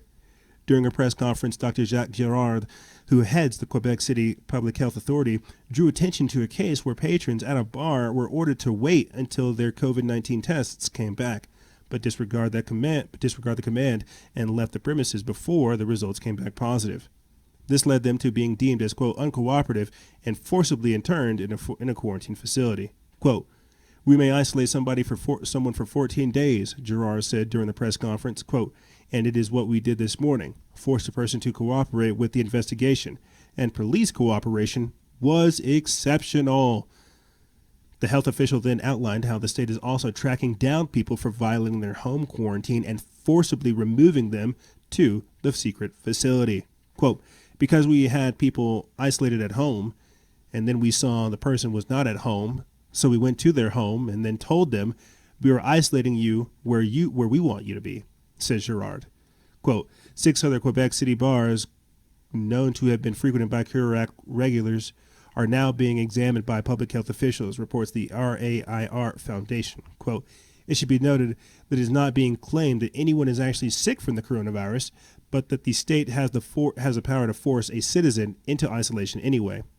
As we previously highlighted, the government of New Zealand announced similar measures, saying that they will put all new coronavirus infectees and their close family members in, quote, quarantine facilities. They're disappearing people. They're disappearing people like it's a good thing. They're saying, great, this is public health, because before the crisis, we wouldn't have been able to do so, but now we are. And you think, oh shucks, that's only in Canada. Oh shucks, that's only in China. Oh shucks, that's only in New Zealand. Oh shucks, that's everywhere else. Right? That's everywhere else. America, well, you're wrong. Ohio Department of Health partners with FEMA to create sheltering facilities for people exposed to COVID. This is last week's. I'm only going to read a little bit of it because people have bonded together to sue the Department of Health for violating their rights. We'll get into that rather than the actual sheltering facilities. But this is written by Paul Joseph Watson over there at Summit.news. They put this up September 3rd. It says colleges and universities asked to make buildings available for coronavirus shelters. It says the Ohio Department of Health has partnered with FEMA to create, quote, sheltering facilities for people suspected to be exposed to coronavirus who are unable to quarantine at home. A director's order published on the official OHD website outlines how the state of Ohio and FEMA, under, quote, emergency protective measures, will set up, quote, non-congregate sheltering for those who are unable to safely self-quarantine in their place of residence and to isolate those diagnosed with or showing signs of COVID-19. So yeah, you think that that's not going to happen in your own backyard, but it does. And so what we need to have happen, instead of complaining about it, is active measures. We need to actually have resistance to it. Meaning this, Ohio Citizens Group files federal lawsuit to remove the state COVID-19 emergency order. They see their rights being taken out there in Ohio, and they're actively doing something about it. Actively doing something about it. This is over there at Signs of the Time. They put this up September 7th. And this is them fighting back. And that's how it's going to happen. It's not going to happen like on a national scale. It's going to be local. It's going to be different states standing up. That's why when we covered this secession plan that the radicals have, they already want to have their bastions being used to start that process. Middle America and other parts of the country are going to have to start trying to fight this globalist takeover. You see, creating that narrative that you have rights, that you can still fight this. But let's get into this. It says Ohio is getting a lot of attention lately for alleged legislator lobbyist utility corruption and also citizens taking action against state-mandated COVID-19 orders. Recently, another lawsuit has been filed by the latter, and this comes from Richland Source. It says Ohio Stands Up files a lawsuit to remove DeWine's COVID-19 emergency order. And Ohio's Citizens Group has filed a lawsuit in federal court to remove Governor Mike DeWine's emergency health order, which was signed on March 9th and remains in place today. Ohio Stands Up describes itself as a grassroots organization composed of Ohio citizens focused on restoring the rights of Ohio's 11.69 million residents and educating the public about the realities of the COVID-19 data. Ohio Stands Up said that it filed a suit in the Northern District of Ohio Federal Court in Toledo to remove DeWine's emergency order. The group is represented by attorneys Thomas Renz of Fremont and Robert Gargas of Lorraine. DeWine was asked about the lawsuit during a press conference on Tuesday. Quote, "I have been sued many times. The Department of Health has been sued many times. They have been in many different counties," he said. Quote, "We're doing what we know will make a difference. We've been very thoughtful of what we've done," he said. Quote, "None of these decisions are made in a vacuum. I just have to stay focused on what we need to do in Ohio." According to the Ohio Department of Health website on Tuesday, there have been 124,000 positive COVID-19 tests since the pandemic began, with over 4,000 deaths. Organizers said the lawsuit is solely funded by donations from Ohio citizens, and as of August 30th, donations reached 34,000. You guys can go to ohiostandup.org for more information. But basically what you're seeing is just that, people fighting back against this. And I think, if anything, that's like the biggest thing that I'm grateful for. You know, just the other day, I was getting a burrito. I was in a store getting a burrito, and this chick comes in talking about how the masks are a tool used by our governor to destroy our economies. And so I just start pointing back at her. I'm like, "Pray, sister, go ahead, start telling them." And she's like, "Yeah, you know, there's so many black-owned businesses that have been destroyed by this nonsense, and all they're telling us to do is keep our masks on way." And I'm just like, tell them. And so I think what I'm really trying to say is I'm grateful to see people fighting back. It is inspiring, and that's what it's going to be. It's going to be grassroots organizations inspiring individuals.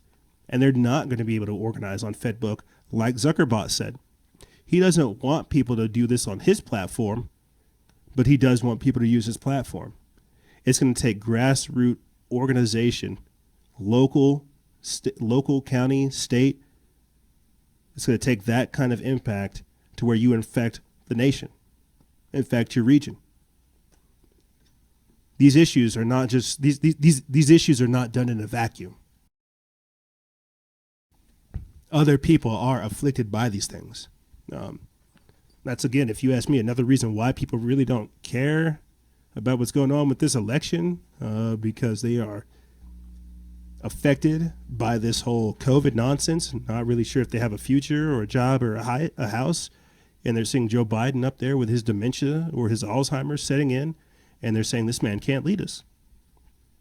But to get back on the point right here, talking about fighting back, RFK Jr., Robert F. Kennedy Jr., and the Children's Health Defense have sued the University of California for making the flu shot mandatory. Bravo. Because this already happened out there in Australia with no jab, no pay. Bill Gates is also trying to do the same thing with COVID-19. You can't mandate something because then it's not people's bodies. I mean, the argument could be made that, well, they can have the choice of going to the University of California. They can find another university. They don't have to receive the flu shot that the University of California is choosing. But that's not the point. The point is people should be able to say yes or no to what's going on in their body.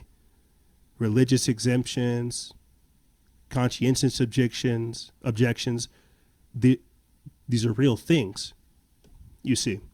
But let me get into this. This comes from Collective Evolution. They put this up September 8th. It's from Aaron Walia. It says the University of California is one of many in the United States that have made the flu shot mandatory for all students, staff, and faculty. Prior to now, it remained a choice for people. Flu shots must be taken by November 1st of this year, according to UC. It's a, quote, proactive measure to help protect the members of the UC community and the public at large, and to ameliorate the severe burden of healthcare systems anticipated during the coming fall and winter from the influenza and COVID-19. Due to the growing amount of evidence that vaccines are not completely safe for everyone, let alone completely safe, Robert F. Kennedy Jr., renowned attorney and chair of the Children's Health Defense, is now suing the University of California. Kennedy explains that Dr. Janet Napolitano says that mandatory flu shots will, quote, lessen the chance of being infected with COVID. However, prevailing research suggests that the flu vaccine actually raises the risk from coronavirus infection. A January 2020 U.S. Pentagon study, the Wolf 2020, found that the flu shot increases the risk from the coronavirus by 36%. Quote, receiving influenza vaccination may increase the risk of other respiratory viruses, a phenomenon known as virus interference. Vaccine-derived virus interference was significantly associated with coronavirus. Many other studies suggest the increased risk of viral respiratory infections, including coronavirus, following vaccination for influenza. Yeah, most people end up getting the virus from the actual vaccine. But here's a couple of stats for you. It says a 2018 CDC study found that the flu shot increases the risk of non-flu acute respiratory illnesses, including coronavirus in children. A 2011 study in Australia found that the flu shots doubled the risk for non-flu viral lung infections. A 2012 Hong Kong study found that flu shots increases the risk for non-flu respiratory infections by 4.4 times. A 2017 study found that vaccinated children were 5.9 times more likely to suffer pneumonia than their unvaccinated peers. Yeah, the vaccines are causing the problem. I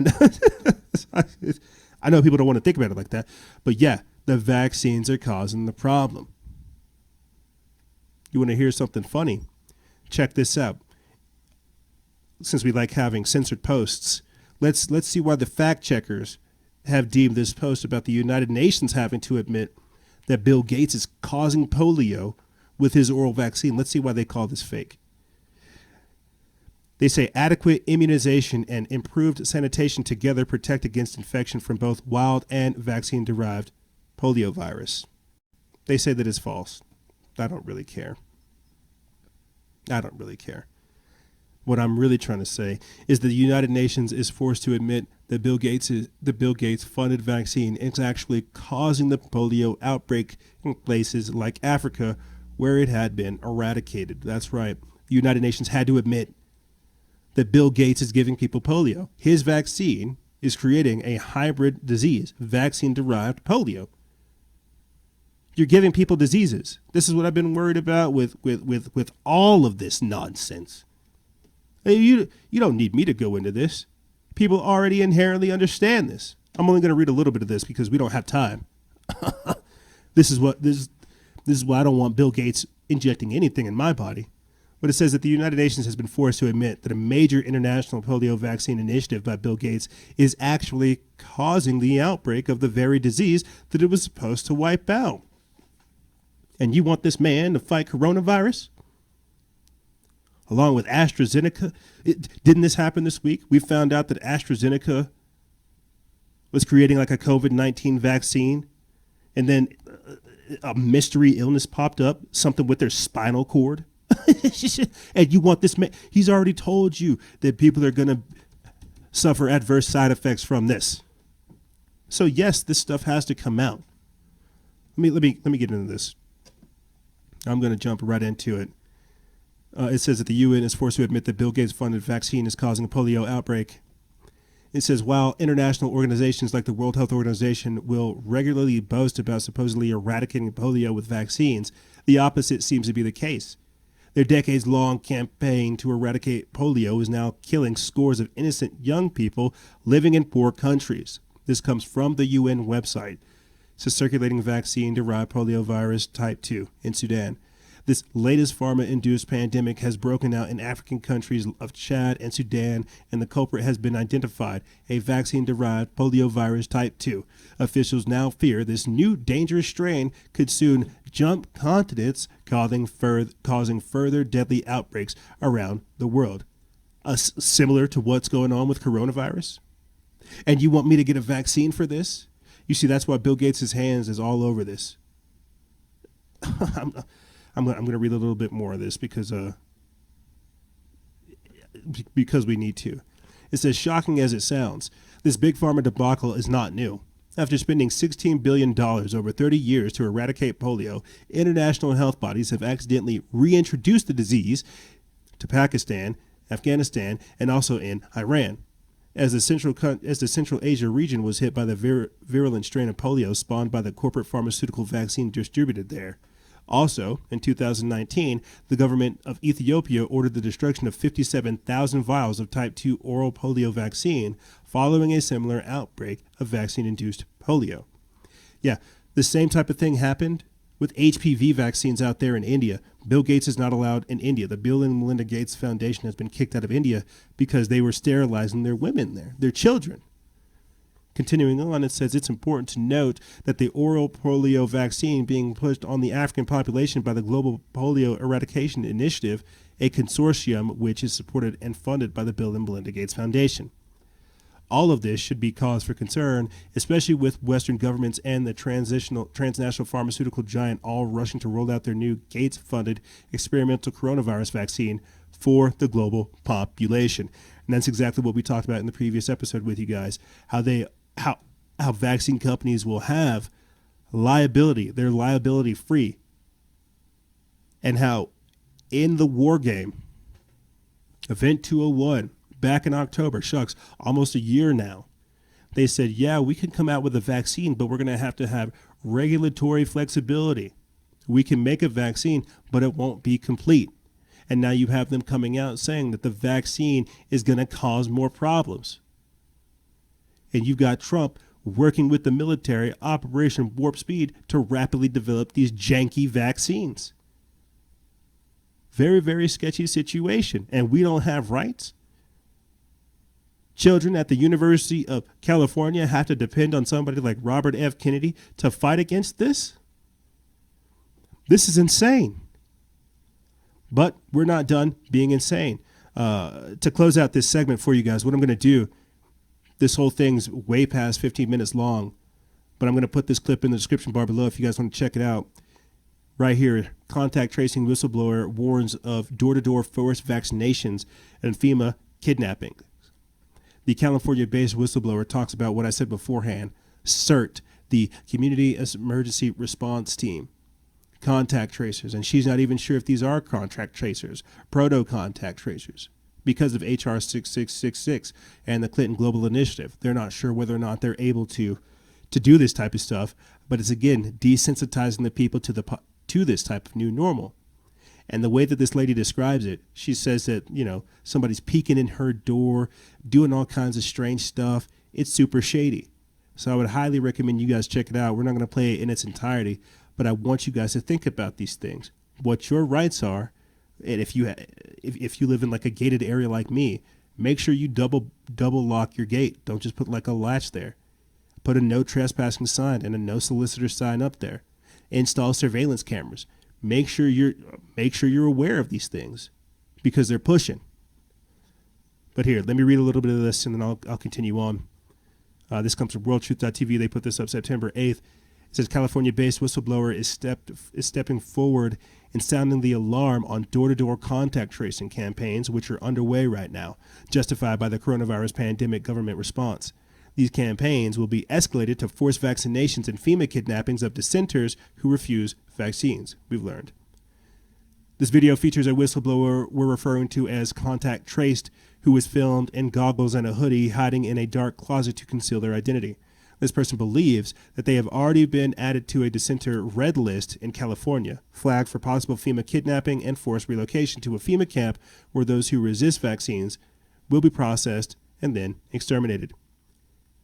This person's voice has been dramatically altered to protect their identity. California governments are hiring people to go door to door, building a, quote, red flag list of dissenters. And right now, California is hiring people, these vaccine dissenters, creating that list of vaccine dissenters, flagging them to be forced vaccinated, mentally kidnapping people, or even other things. But this is from Mike Adams over there at Mike Adams of the Health Ranger. This is over there at Brighteon. Like I said before, I'll put the link for this in the description bar below if you guys are curious. In the episode article, it's very, very heavy stuff. I would recommend you guys go watch it, especially our California audience, just so you're aware of these type of things. Welcome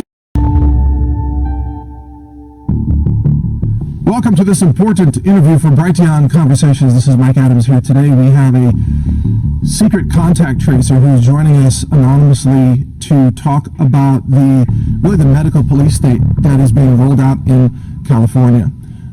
She has done extensive research on the contact tracing network and was in fact visited and perhaps intimidated by a COVID-19 contact tracer in Northern California, and she is warning the rest of us about what's about to happen to all of us as maybe a second wave is rolled out or a second bioweapon is rolled out. They're going to use that as a pretext to crack down on all human freedom using contact tracing and effectively medical martial law.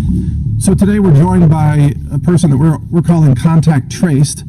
She has been visited by contact tracers in Northern California, and she's here to warn us about the danger that this poses to all of our civil liberties all across America. She joins us in shadow to protect her identity from the medical fascists in California who are probably going to arrest people who speak out against the medical police state that's coming. So thank you for joining us, Contact Traced. Where do you want to begin on this topic? Yeah, thanks for having me on your show. I'm really concerned about contact tracing, and I have pretty good reason to believe they might start with California and maybe all the western states to make an example out of us. And the reason I got in touch with you about this issue is because 2 weeks ago, the contact tracer came to my house for the second time. He had come about 3 weeks earlier. Someone else was at my house and told him to go away, but the second time he came, I was here. Well, let me ask you some basic questions. First of all, have you been diagnosed with COVID-19?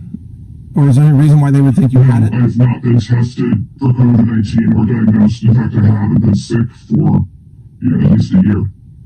Okay, so what do you think they're just randomly hitting every house in California? Or how did they arrive at your front door, do you think? I think the person who came to my home was actually what I'm calling a proto-contact tracer. There is a program called Community Emergency Response Team, known as CERT, C-E-R-T. And so these people are assigned to each block in the neighborhoods around Northern California. And I think it's a nationwide program as well. And they're gathering information on everybody on their block. And my contact tracer from CERT, actually it's not an official contact tracer, so let me be clear about that. It's somebody from CERT, the Community Emergency Response Team, came to my home and started asking invasive questions about whether there were elderly people at my home or if anybody needed food. And this was like at least 2.5 months into the lockdown in California. So I thought it was really odd that 2.5 months in they'd be asking if there were any elderly people who needed food at that point, because at that point they'd probably be dead if they didn't have food. So the timing I thought was really odd. Did he know your name when he came to your door, or did he have any other information about you already? He did not. He didn't know my name. He said he lived on my block, although I've never seen him before in my entire life.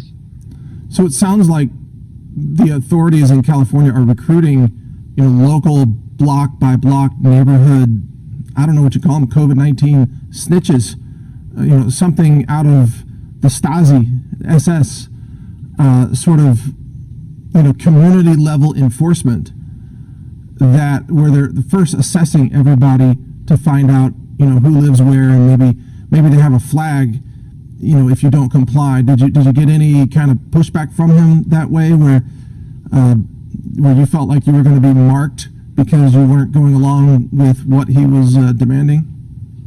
Not overtly, but I did feel like he was noting that I was a dissident and didn't want him coming back, and I'm afraid that information is going to be passed along to the contact tracers when they do come, and maybe I might be marked as a dissident, which is why I prefer to be interviewed in shadow today. Do you fear that at some point this whole system will escalate to forced vaccinations on a door-to-door basis? Absolutely, yes. I don't think they really care about contact tracing every last one of us just to see who tests positive for COVID. I think this is a pilot, and they want to figure out how the contact tracing is going to work. They want to train their people in a real-life setting, because they all got trained online, and they want to get some initial information on people, so when the forced vaccination program comes along, that'll go a lot more easily for them. You know, it sounds like a cover story that they're pulling on the community to even call themselves contact tracers, because, you know, contact tracing works by asking a person who has been diagnosed, who were you in contact with? And that person creates a list of all their friends or family members or social interactions, and then they go visit those people, right? That's contact tracing. What they did to you is not contact tracing. It's more like a sweep, like a dragnet operation. Yeah, it did feel like a dragnet operation. And one of my neighbors, my friend on a different block, she sent me an information sheet that she got from her CERT person who came to her house on the exact same day. And that information sheet was so invasive. It wanted the names, phone numbers, emails, and social media accounts of everyone in the household, their names, including children's names and children's phone numbers. And it wanted a local contact in case of an emergency and all their contact information, and an out-of-town contact with all their information as well. It was highly invasive. So I'll put the link for that in the description bar below. Because, yeah, that's the level of heavy content that we are dealing with when we talk about this type of stuff. That's what I mean by giving you that wide spectrum analysis on what's actually taking place. So like I said, door-to-door contact tracing whistleblower video. I'll put that in the description bar below. You can go finish watching it on Brighteon. We also upload our channels on there, our episodes. Whenever YouTube decides to censor us, you can find us over there. But this is the world. This is contact tracing. This is COVID-1984, and this is why we have to fight it. This is pandemic dissidence. This is what happens when people don't want to go along with this. This is lockdown supporters using that pseudoscience psychology to give us the Stockholm Syndrome as well. This is that new normal, and this is why we're having to fight it. But speaking of fighting things, fighting the new normal, we're going to take a quick break, and when we come back, we're going to be talking about a potential EMP attack being released as the election nears. We mentioned this earlier this week on Instagram Live, the idea of the Great Reset, starting things over, and how this could play a part in it. You've also got the United Nations complaining about a male-dominated world and a millennia of patriarchy. That's right. We're getting out of get out of here, men. There's no more need for you. We're also going to be talking about more dreams of social collapse, war, frenzy, bugging out, surveillance, and persecution, Christian persecution on the other side. Ladies and gentlemen, don't go anywhere. We're going to take a quick break, and when we come back, we're going to be getting into more on the other side. This is Freedom Faction over here on Factions of Freedom, and we'll be right back right after this.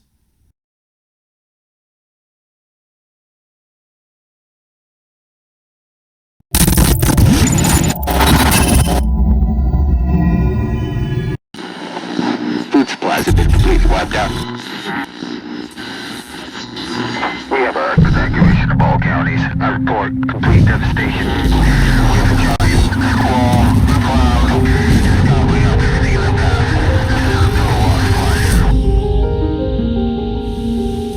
There are forces in this world that remind us of how fragile we are. We thought we were safe. We thought it could never happen to us.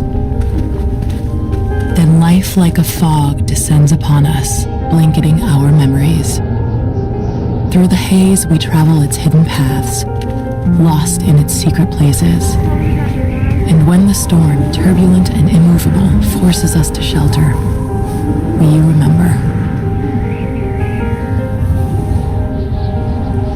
It calls to us, calls us back. Back to the ports and the harbors of our past. We fight the currents that pull and drag us off course, not a light or star to chart the way. And when we arrive, we don't always know it at first, the places we once loved guised by time. Then we see it, the place we've been trying to get back to. Safe at last, we've found our way home.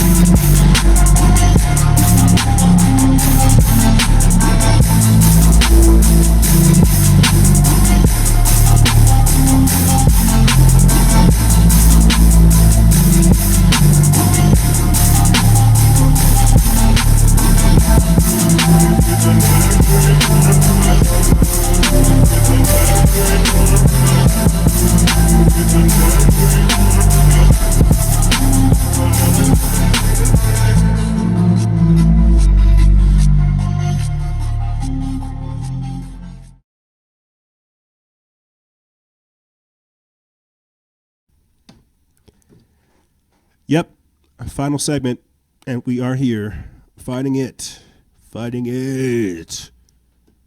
explaining it, trying not to get caught in the undertow. You know, it's kind of crazy. I mentioned it earlier in the previous segment, how I'm not really that smart. And how I'm really just up against very, very smart people. And so out of necessity, a lot of the things that you're seeing are just that. You know, you're seeing me become better in response to all of this degeneracy and decadence and all of it. You know, I want a future, and you see them rapidly trying to erode it. And I said this when I was talking to a few of you guys earlier this week, that the middle ground is quickly being eroded, that it's becoming increasingly difficult to navigate the hardships of this. And while I don't want to fearmonger people, I also feel like it's important that people understand what we're talking about. This segment of this episode is going to be a little bit kind of out there, as it should be, because a lot of the things that we discuss are not normal. None of this is normal. I'm glad that this stuff is getting out there. That begins to change the future, the landscape of things. But none of this is normal. And if we want any semblance of normal in the future, well, guess what? We have to fight for it yesterday. And when I ask what kind of values, morals, standards, expectations do we want to bring into this new world order, it's a very real question. You quickly see our morals being destroyed, our values being ripped up in front of us. Did we really mean what we say? Were we really willing to fight for these things? It's a real question. Do we want to be the architects of our own future? It's something everybody has to ask themselves.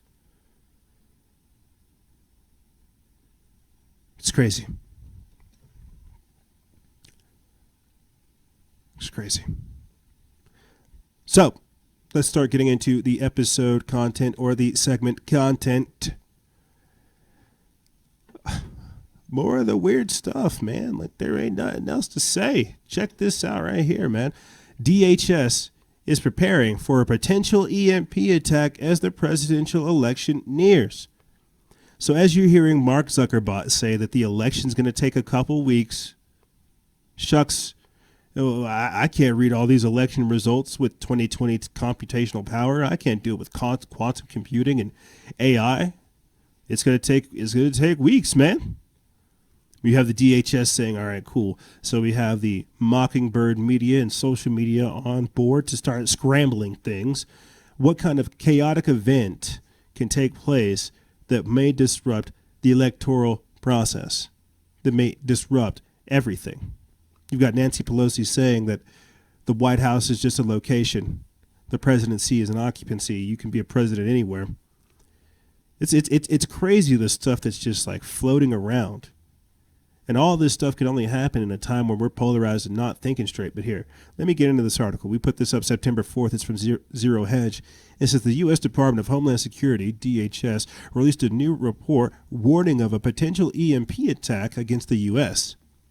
It says DHS warning published Thursday, September 2nd, or about 60 days until the U.S. presidential election on November 3rd, indicates that there are, quote, evolving threats against the American homeland. Most recently, highlighting the efforts to combat an electromagnetic pulse attack, which could disrupt the electrical grid and potentially damage electronics.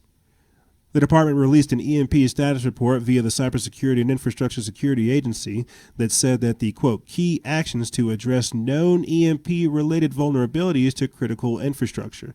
CISA said that an EMP attack could, quote, disrupt, degrade, and damage technology embedded in critical infrastructure systems. Widespread blackouts could be seen if an EMP was to damage the nation's electrical grid, resulting in additional flare-ups of socioeconomic turmoil. Quote, EMP attacks are part of the emerging threats against our nation and demanding a response, said senior officer performing the duties of the Department Secretary Ken Cuccinelli. Quote, that is why DHS is taking these contingencies very seriously, working diligently to mitigate our risks and equipping our state and local partners with the resources they need to do the same. We've made significant progress and look forward to work ahead. Cuccinelli said. CISA Director Chris Krebs said that the top priorities of the agency is to mitigate the threats associated with EMPs. Quote, over the past year, we have worked with interagency and industry partners to identify the footprint and effects of EMP threats across our national critical functions and are developing sustainable, efficient, and cost-effective approaches to improving the nation's resilience to EMPs, Krebs said. To combat these emerging threats, President Trump signed an executive order in March of 2019 delegating powers to the White House for EMP preparedness. We recently quoted Peter Vincent Pry, ex-chief of staff of the Congressional EMP Commission, who wrote an op-ed that said that the virus pandemic from China has, quote, exposed dangerous weaknesses in the U.S. planning and preparation for civil defense protection and recovery, and those weaknesses surely have been noticed by our potential enemies, China, Russia, North Korea, Iran, and international terrorists. Pry warned that, quote, China has been planning to defeat the U.S. with an EMP and a cyber Pearl Harbor attack for a quarter century. DHS nor CISA gave any more information on evolving EMP threats of the American homeland. That was not the mention of whether the threat could be from a solar storm or EMP weapons. However, the EMP status report did mention DHS is currently running EMP pilot tests to assess EMP vulnerability of infrastructure. So what we're literally talking about is a domestic attack. You got to think about this. I was thinking about this the other day. China released a virus and we're fighting amongst ourselves. It's like it's like they have a virus in their own homeland that somehow gets here. We lock everything down, go full Borg authoritarian, and China starts laughing at us. And I started, again, I'm just thinking out loud, defund the police. You got to think about how we're ripe for an attack. You got Antifa planning a 50-day siege on the White House, destabilizing as much stuff as they can because they know they're going to be rounded up. They know they're going to be arrested. They know these things are going to take place. So they're trying to cause as much chaos as they can.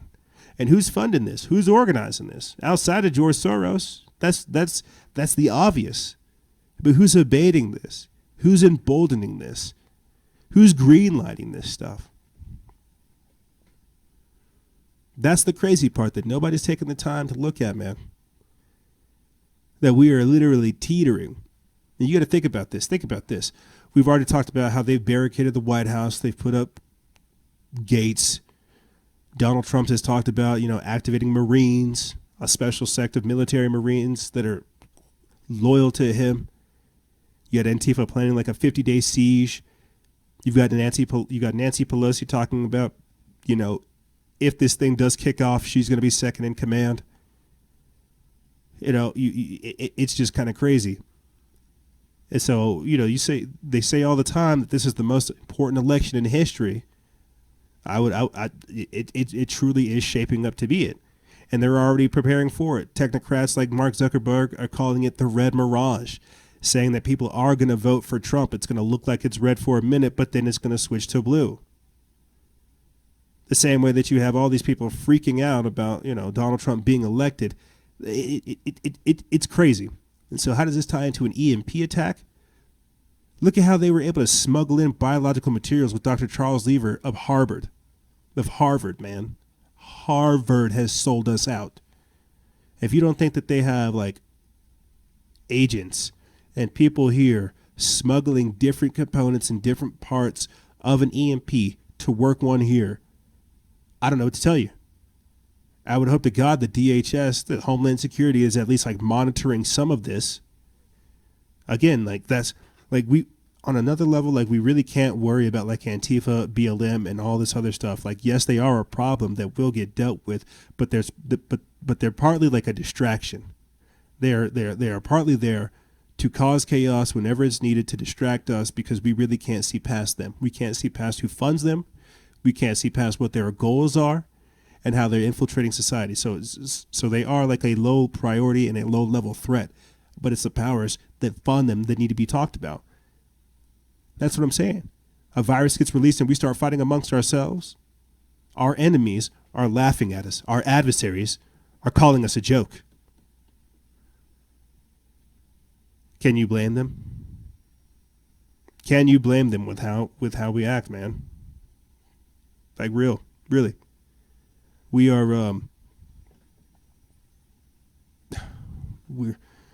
we are just something else.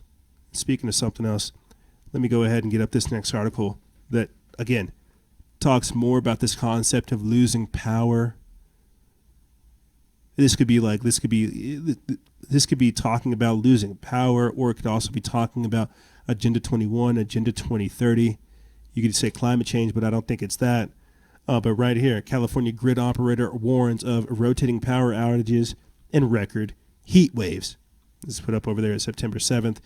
It says that more than 93,000 are without power in LA and Orange County. And this last one comes from WorldNet Daily. It says a serious problem has been identified, the Chinese infection of the U.S. power grid. You guys should definitely go check that out. It talks about just that, how there are, I mentioned that before, DHS is worried about a cyber Pearl Harbor. But this article of the Chinese infection of the U.S. power grid, it talks about cyber infiltration of key critical infrastructure, of power plants being hacked, right? A couple years ago is Stuxnet, I think like in Iran, where like a nuclear power plant was actually was hacked, and they used like the thermometer or something like that. And then what they were able to do was they were able to display one set of results to the technicians that were actually at the site, and then on the off site, on the back end of that, they were literally messing with like the nuclear plant's like output capacity, and so it was becoming very volatile and unstable. And if they hadn't caught on to it, they would have been able to blow up that power plant. And so this is kind of the same thought process when we're looking at the infection of the U.S. power grid, a Chinese Pearl Harbor, to where our enemies have control over our power. Very crazy. Until you start thinking about how a lot of our pharmaceuticals come from China. So a lot of the things that we talk about here, while they seem crazy, if you follow up on them, the truth is much stranger than fiction. But here, let's simply talk about this, the California power grid having rotating power outages because of all this. It says the California independent system operator declared a stage 2 power emergency late on Saturday, warning that rotating power outages were possible amid a record heat wave. A stage 2 power emergency means that ISO has taken all mitigating actions but can no longer provide its expected energy requirements. Temperatures of up to 125 degrees Fahrenheit were set to punish California through Labor Day weekend, raising the risk of wildfires and rolling blackouts. California Governor Gavin Newsom on Friday declared a state of emergency, a proclamation that allows power plants to operate beyond normal limits through the 3-day holiday weekend. The National Weather Service forecast a heat wave carrying a, quote, rare, dangerous, and very possibly fatal temperature across Southern California for the holiday weekend. State officials urged Californians to turn off unnecessary appliances and lights to avoid blackouts from an overwhelmed power grid. Authorities also asked power generators to delay any maintenance until after the weekend to prevent blackouts like the 2 nights of rolling outages in mid-August as residents cranked up their air conditioning. This weekend was expected to be hotter than the other one in mid-August that helped trigger the second and third largest forest fires in California history.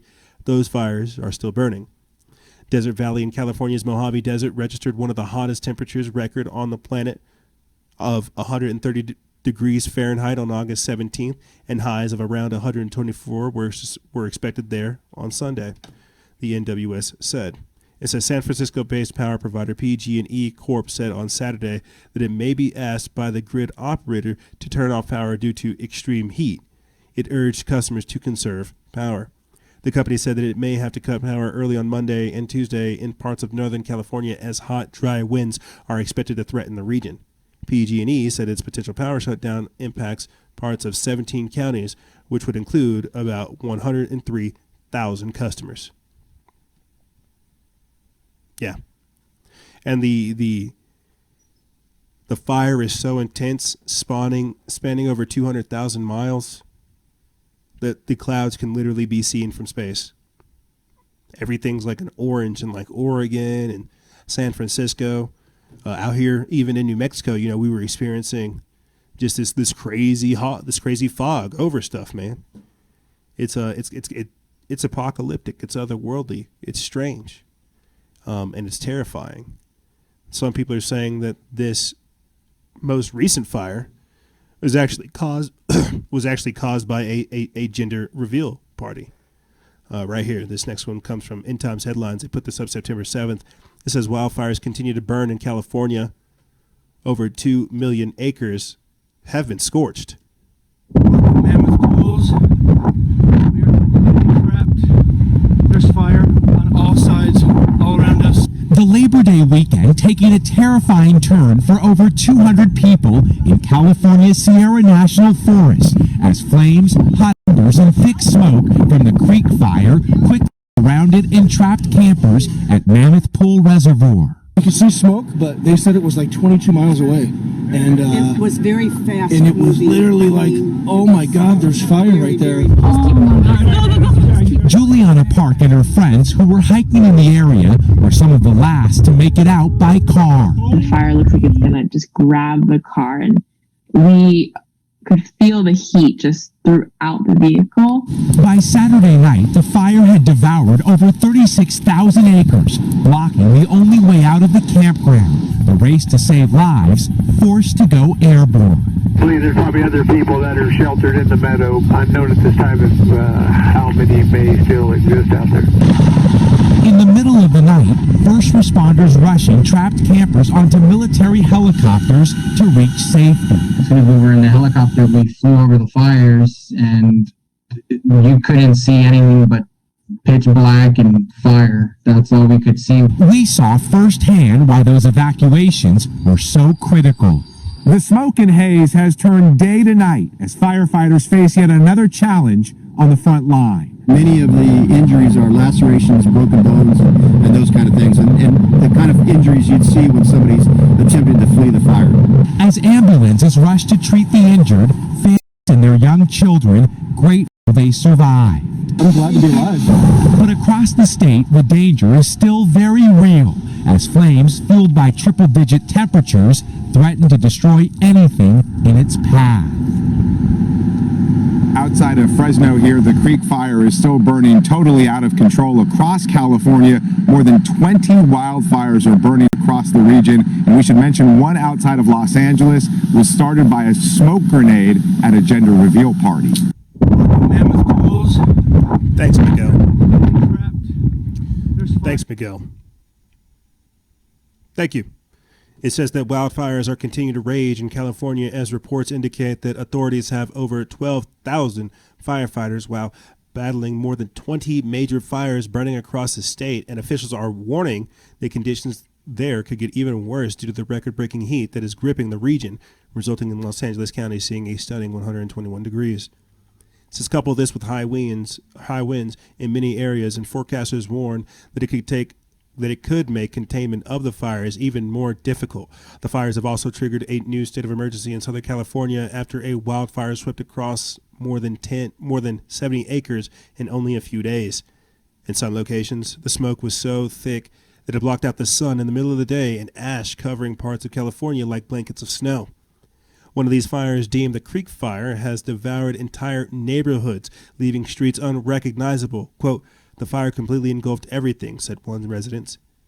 Meanwhile, hundreds tried escaping a popular campsite in Sierra National Forest as they were surrounded by flames, leaving some of the people running for water to stay away from the fire. One camper said, quote, "The fire just moved so fast that there was only so much we could do." The National Guard was even dispatched to airlift more than 200 people out of the danger zone, and ambulances ended up transporting some to safety. So you have some people saying that this is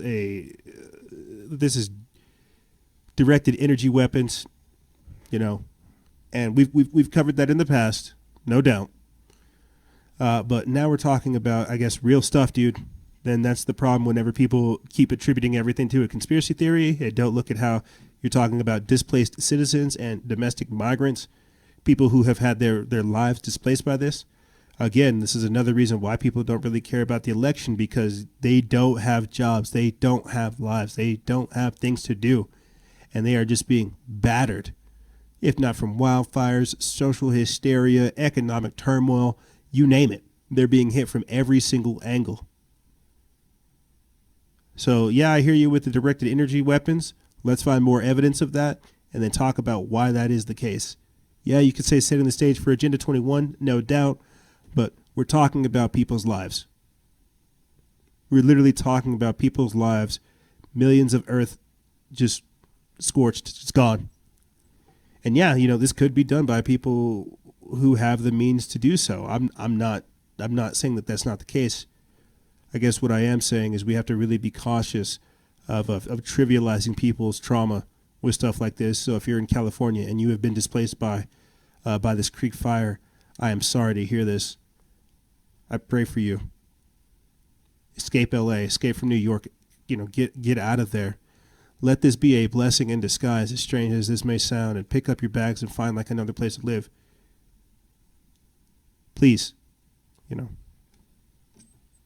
so while we're talking about this scorched earth policy where you see them leaving no stone unturned and all this chaos unfolding, you see them wiping away the old world order, so to speak. Check this out. You have the United Nations complaining about a male-dominated world, a millennia of patriarchy. Yet another attack on normality. This is written by Paul Joseph Watson over there at Summit.News. They put this up September 7th. It says that the UN, the United Nations, has provoked another backlash after posting a tweet bemoaning how COVID-19 has demonstrated how, quote, millennia of patriarchy and, quote, male-dominated culture is damaging everyone. And I'm going to read to you guys the quote that comes from them. They put this up at 7:06 a.m., September 6th.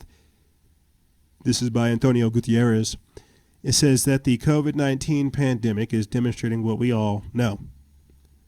Millennia of patriarchy have resulted in a male-dominated world with a male-dominated culture which damages everyone. Women, men, girls, and boys. Quote, this is the time to rebuild more equal, inclusive, and resilient societies.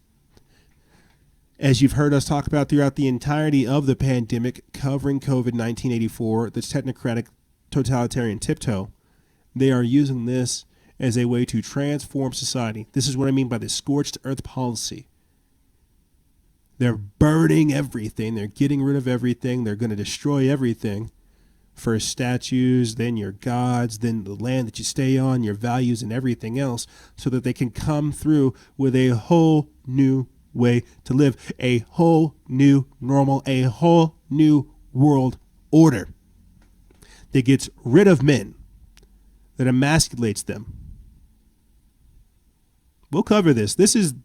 We will cover this more in the future.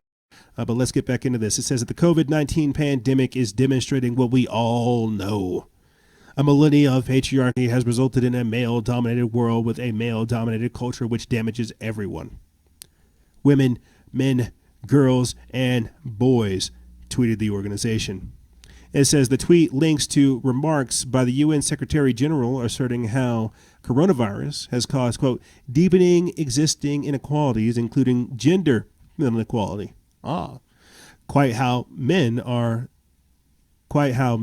as a gender are responsible for COVID-19 is anyone's guess. I don't know how. The virus disproportionately kills men over women. Respondents to the tweet expressed their opposition to the claims. It says, quote, men created a society worth living in. We live in a lap of luxury thanks to men, remarked one. Quote, patriarchy is when a male protects and looks after his family, keeping them safe from hunger and danger. The patriarchy, as an oppressive force, is a fantasy of feminism. It doesn't exist, added another. Quote, infant mortality, down. Life expectancy, up. Literacy rates, up. Malnutrition, down. Quality of life, up. The list goes on. By virtually any metric, life for the average person is better now than in the past. But my patriarchy, said another.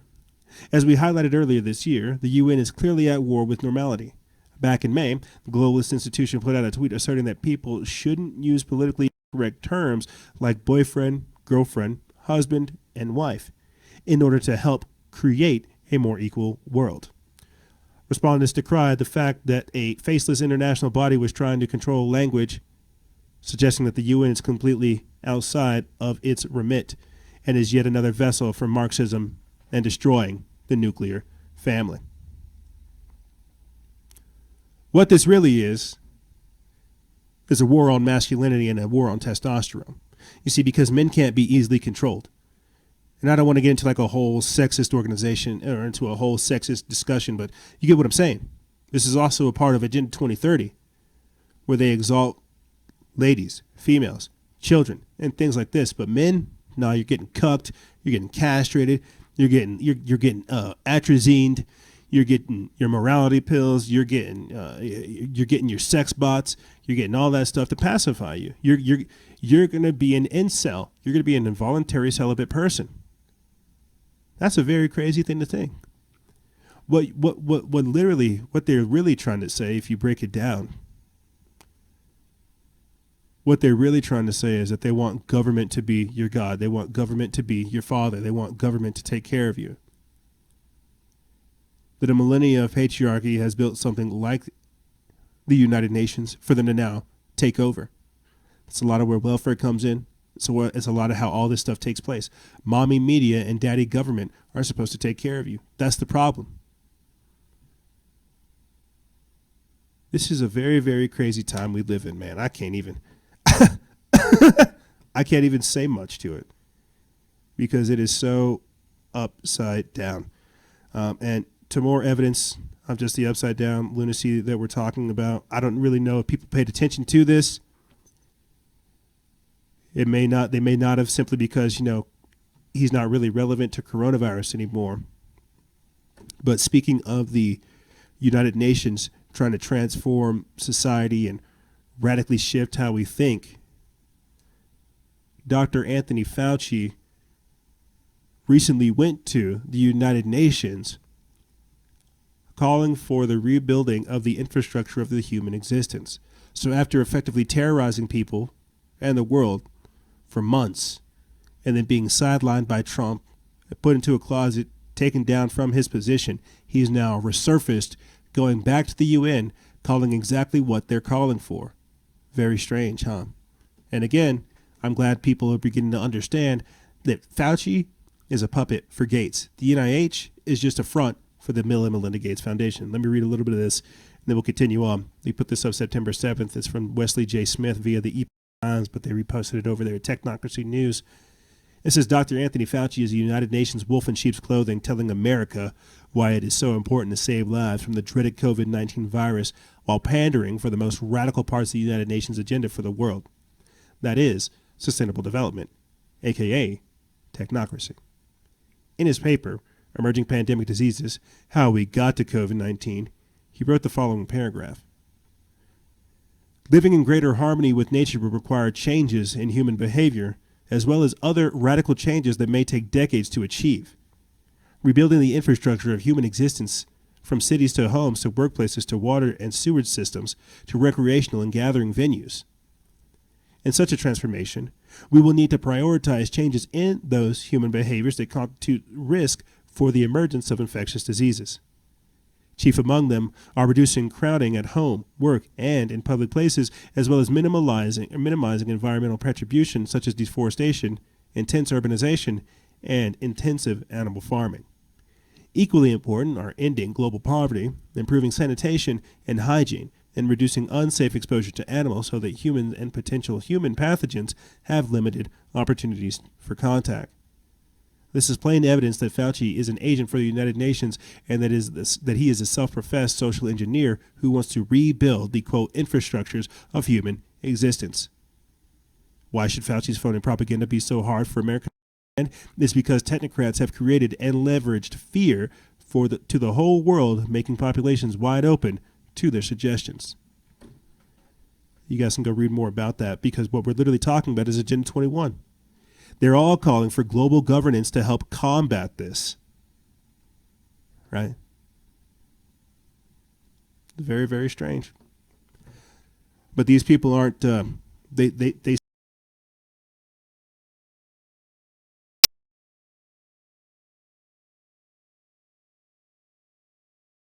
gentlemen, this is something that I'm kind of really look forward to talking about with you. it's something that is important to me. It supersedes article headlines, news, and information like that. But right here, more dreams of social collapse, war, frenzy, bugging out, surveillance, and persecution. Now, this is a non-political post, and I say this because I put this up as like a bellwether. Like the Wednesday that I had asked this question, I had a dream Tuesday night into Wednesday morning about essentially being like an anime school teacher, and teaching the next generation of kids. I went over that in this week's podcast episode on Instagram Live. You guys can go back and listen to it. And so I had that dream. And then I also took the time to listen to another pastor have prophetic visions about some of the other strange things that were going on. Like Pastor Dana Coverstone. I listened to Pastor Dana Coverstone talk about it. I listened to a few other people share their dreams and share their visions, whether they be precognitive, whether they be astral projection, whatever it was. I listened to a lot of dreams on that day, and it was actually very strange because we went past man's knowledge, past like what we were aware of, past like the concrete stuff that we can go over. And it was actually very, very insightful. But whenever I had asked that question that morning, I got well over 50 different responses. Like my Instagram story, I just showed you guys like how many different responses we got. And that was just on the question alone. Within my DMs, they were rushed for the next 2 days of people sending me their dreams, sending me their thoughts, sending me like what they thought was going on. And we might be doing a future show covering just that because of how crazy it really is. And the reason I'm talking about this is because people have to understand that while we come off as like a news organization, we're entirely conspiratorial. And when I talk about, dreams, visions, precognitive abilities, and things of this nature, that's what I mean by we came from the supernatural and the paranormal aspect of things. This political nonsense is what we fell into. I love going over people's dreams and visions and precognitive abilities and the supernatural aspect of humanity. Just last week, we were talking about how our spiritual senses are being overwritten by our physical instincts. That we couldn't talk about dreams and visions because, well, Cal Rittenhouse is out here shooting pedophiles. Because Michael Rowanall is shooting people in the back of the head. We couldn't talk about these deeper spiritual things because they were being overwritten by physical nonsense. But see, there's an even bigger thing to pay attention to here, ladies and gentlemen. That there is something even more powerful than what we are seeing happening right now, and it's working its way through the nonsense. It's working its way through the static, through the 5G, through the nonsense, through the drugs, through the alcohol, through the depression, through it all. The people who have the eyes to see and the ears to listen and the sense can be aware of this stuff. They see this stuff happening. And they feel the same type of compulsion I do to share the truth, to tell you what is actually happening. Or at least what they feel is happening. I'm going to read to you guys a couple of these responses right quick just to kind of set your mind, and then I'll get into this article. But think about this. Everything I'm over here casually talking to you guys about week after week, it has to show up sometime. It has to show up eventually, and there has to be something that goes down. Is it the EMP attack, right? Is it the 50-day siege? Is it them simulating a nuke going off over Boston or something like that? We don't know, because as 9/11 is coming up, I think everybody can deeply feel that it won't be on 9/11. It might be on the election, but something is coming. I can't put my hand on it. I don't know, but something is coming, and it is going to disrupt everything we knew. It's going to make 9/11 look like a cakewalk. And I know that sounds terrifying, but this is the type of stuff this is where we live, unfortunately. When we're talking about landscapes of the future, transformation of society, all this stuff, scorched earth policies, you have to understand what's going on. If these people are, we're not in Kansas anymore. So let me read a little bit of this, a couple of these responses. Again, this is just a general question that I asked everybody, and everybody and varying different people gave me their responses. There's only going to be about maybe 8 or 9 responses that I can read, but here we go. I said, what kind of dreams are you folks having? Precognitive visions? One response says, mostly visions, and others, an unseen force attacking me. Somebody else said that they had a dream of being sent to the groceries to buy canned goods, and when they got there was none left.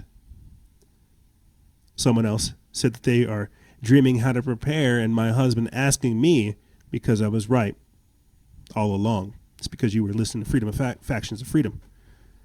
Somebody else said that their granddaughter dreamt that the sky went purple and no cell phones worked. Apparently it was a very vivid dream. Someone else had a dream that Boston was nuked. Somebody said that they had experienced a dream where they felt like they were being attacked with lots of and had lots of bad dreams, that they were ripping and running purposelessly. Someone else said that they had a dream of running away from murderers or death, either in large groups or with a couple of people. And I have to ask the question, as we're hearing more and more of these dreams, somebody sent us a Bible quote, Matthew chapter 24, verses 17 through 20. I'm only going to read a little bit, but it says, I kept seeing it in a dream, and I told myself it didn't apply to us. I have to ask the question to you, the audience, of are the events we're dreaming of for a later generation, or are they for ourselves? The last question I have to ask you, or the last response that we get that I could put up there from somebody responding to what kind of dreams they're having. They said, allowing children to sleep while looking for my phone in the midst of unleashed hell. So I had asked this question again.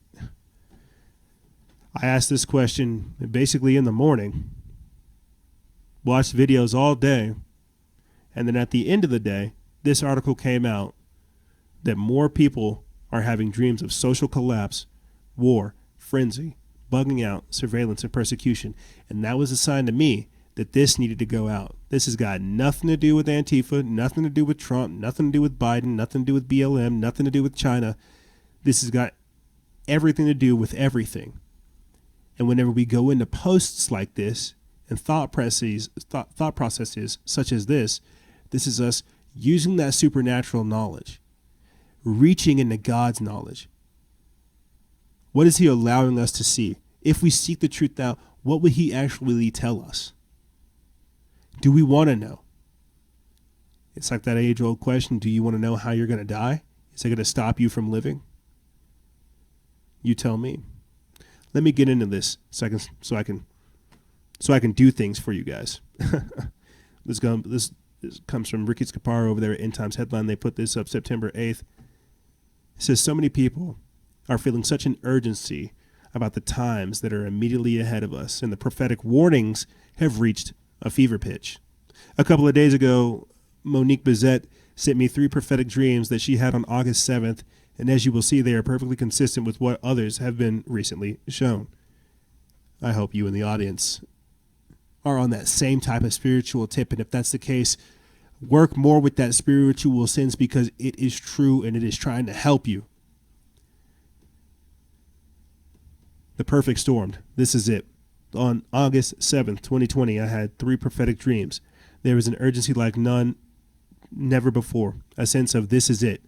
I knew they were coming for us. Total social collapse, war, persecution, frenzy, people in panic, bugging out, and people running for their lives. For days now, the Holy Spirit has been stirring me up with such urgency and making me aware of how very late the hour is. It's hard to explain, but I have been very heavy-hearted. This is what the Lord showed to me in this dream. She goes on to say that I was seeing myself with my family. All my family was gathered with me, and suddenly something major happened. Some sort of an attack of war that came against us, and my family was gone. I believe they were taken from me. I believe the Lord is showing us that families will be separated for those that resist the mark of the beast technology and force vaccinations. Great persecution and civil war was breaking out. Social collapse was taking place. The sense I got was that, quote, they are coming for us and that this is it. The only family member that I had left was an uncle that was with me. I told my uncle, let's go get in the car and see what's happening in the city. I felt great distress.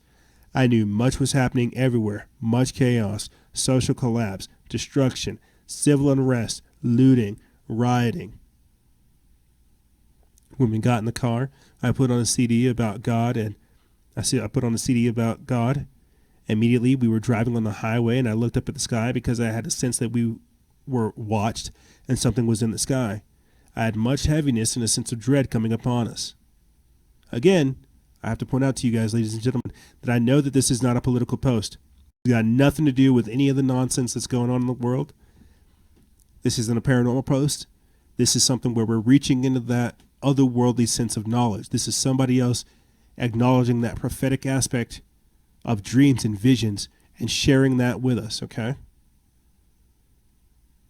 It says that the skies were dark, ominous gray, and I could suddenly see within the clouds hundreds and hundreds of black drones-like planes.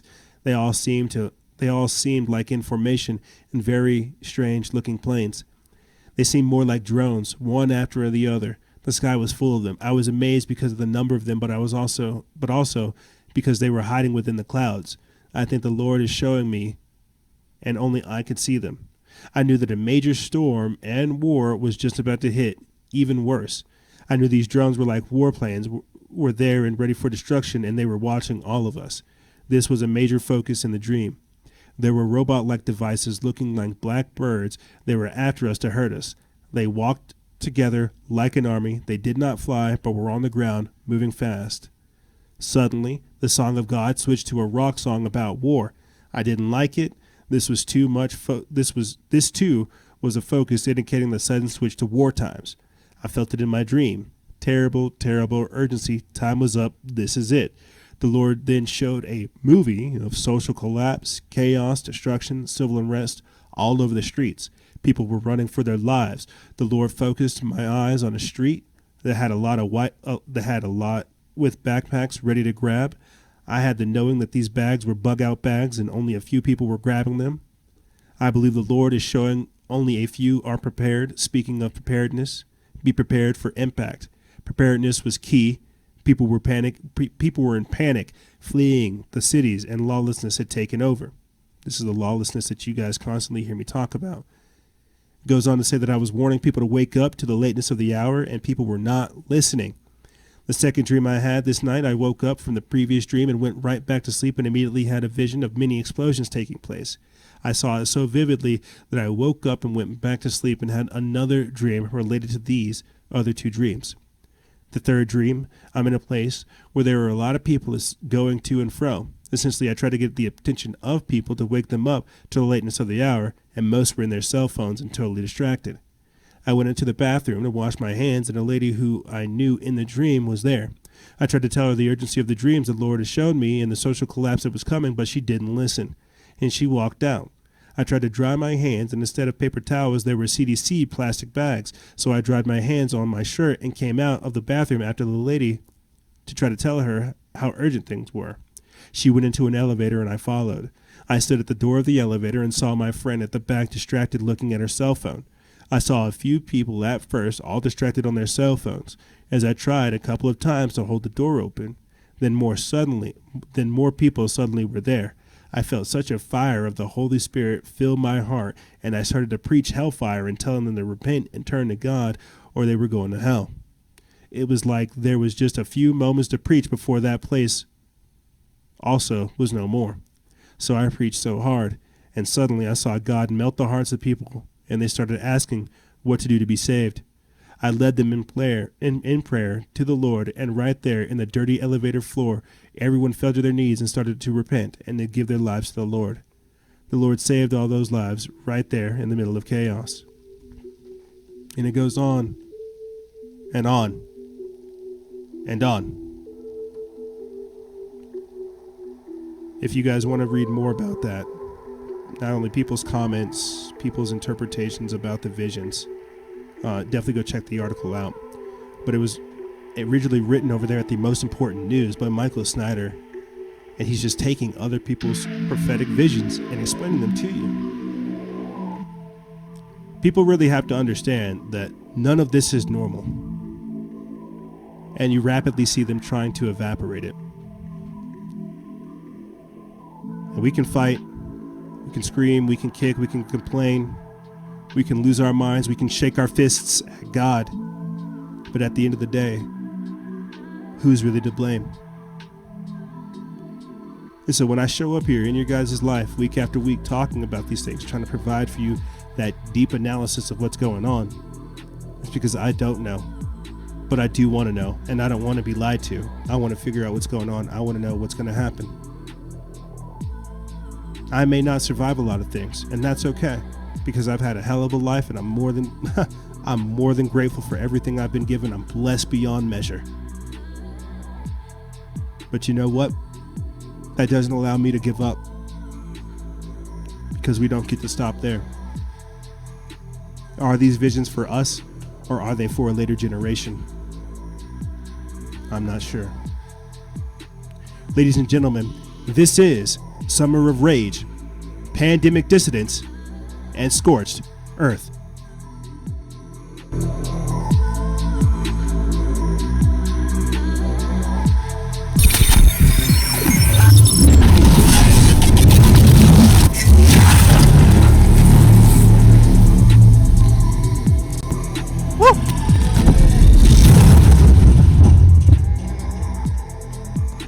However, ladies and gentlemen, that's all I really have for you guys and gals. I know. The world is getting crazy out there, and all I can really tell you is get deeper connected inside, because that's the only way you're going to survive. We've been sold out. There are traitors in our government, snitches outside our door, and we're going to have to navigate this. But guess what? Like they've always said, we're in this together.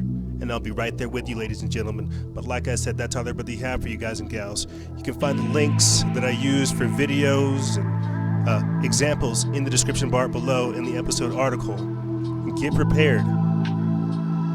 The time is short. But however, ladies and gentlemen, that's all I really have for you guys and gals. If you have any questions, feel free to email me. I'll have it in the description bar below. And as always, guys and gals, stay vigilant, expose lies, and share truth. This is Noisera, Freedom Faction.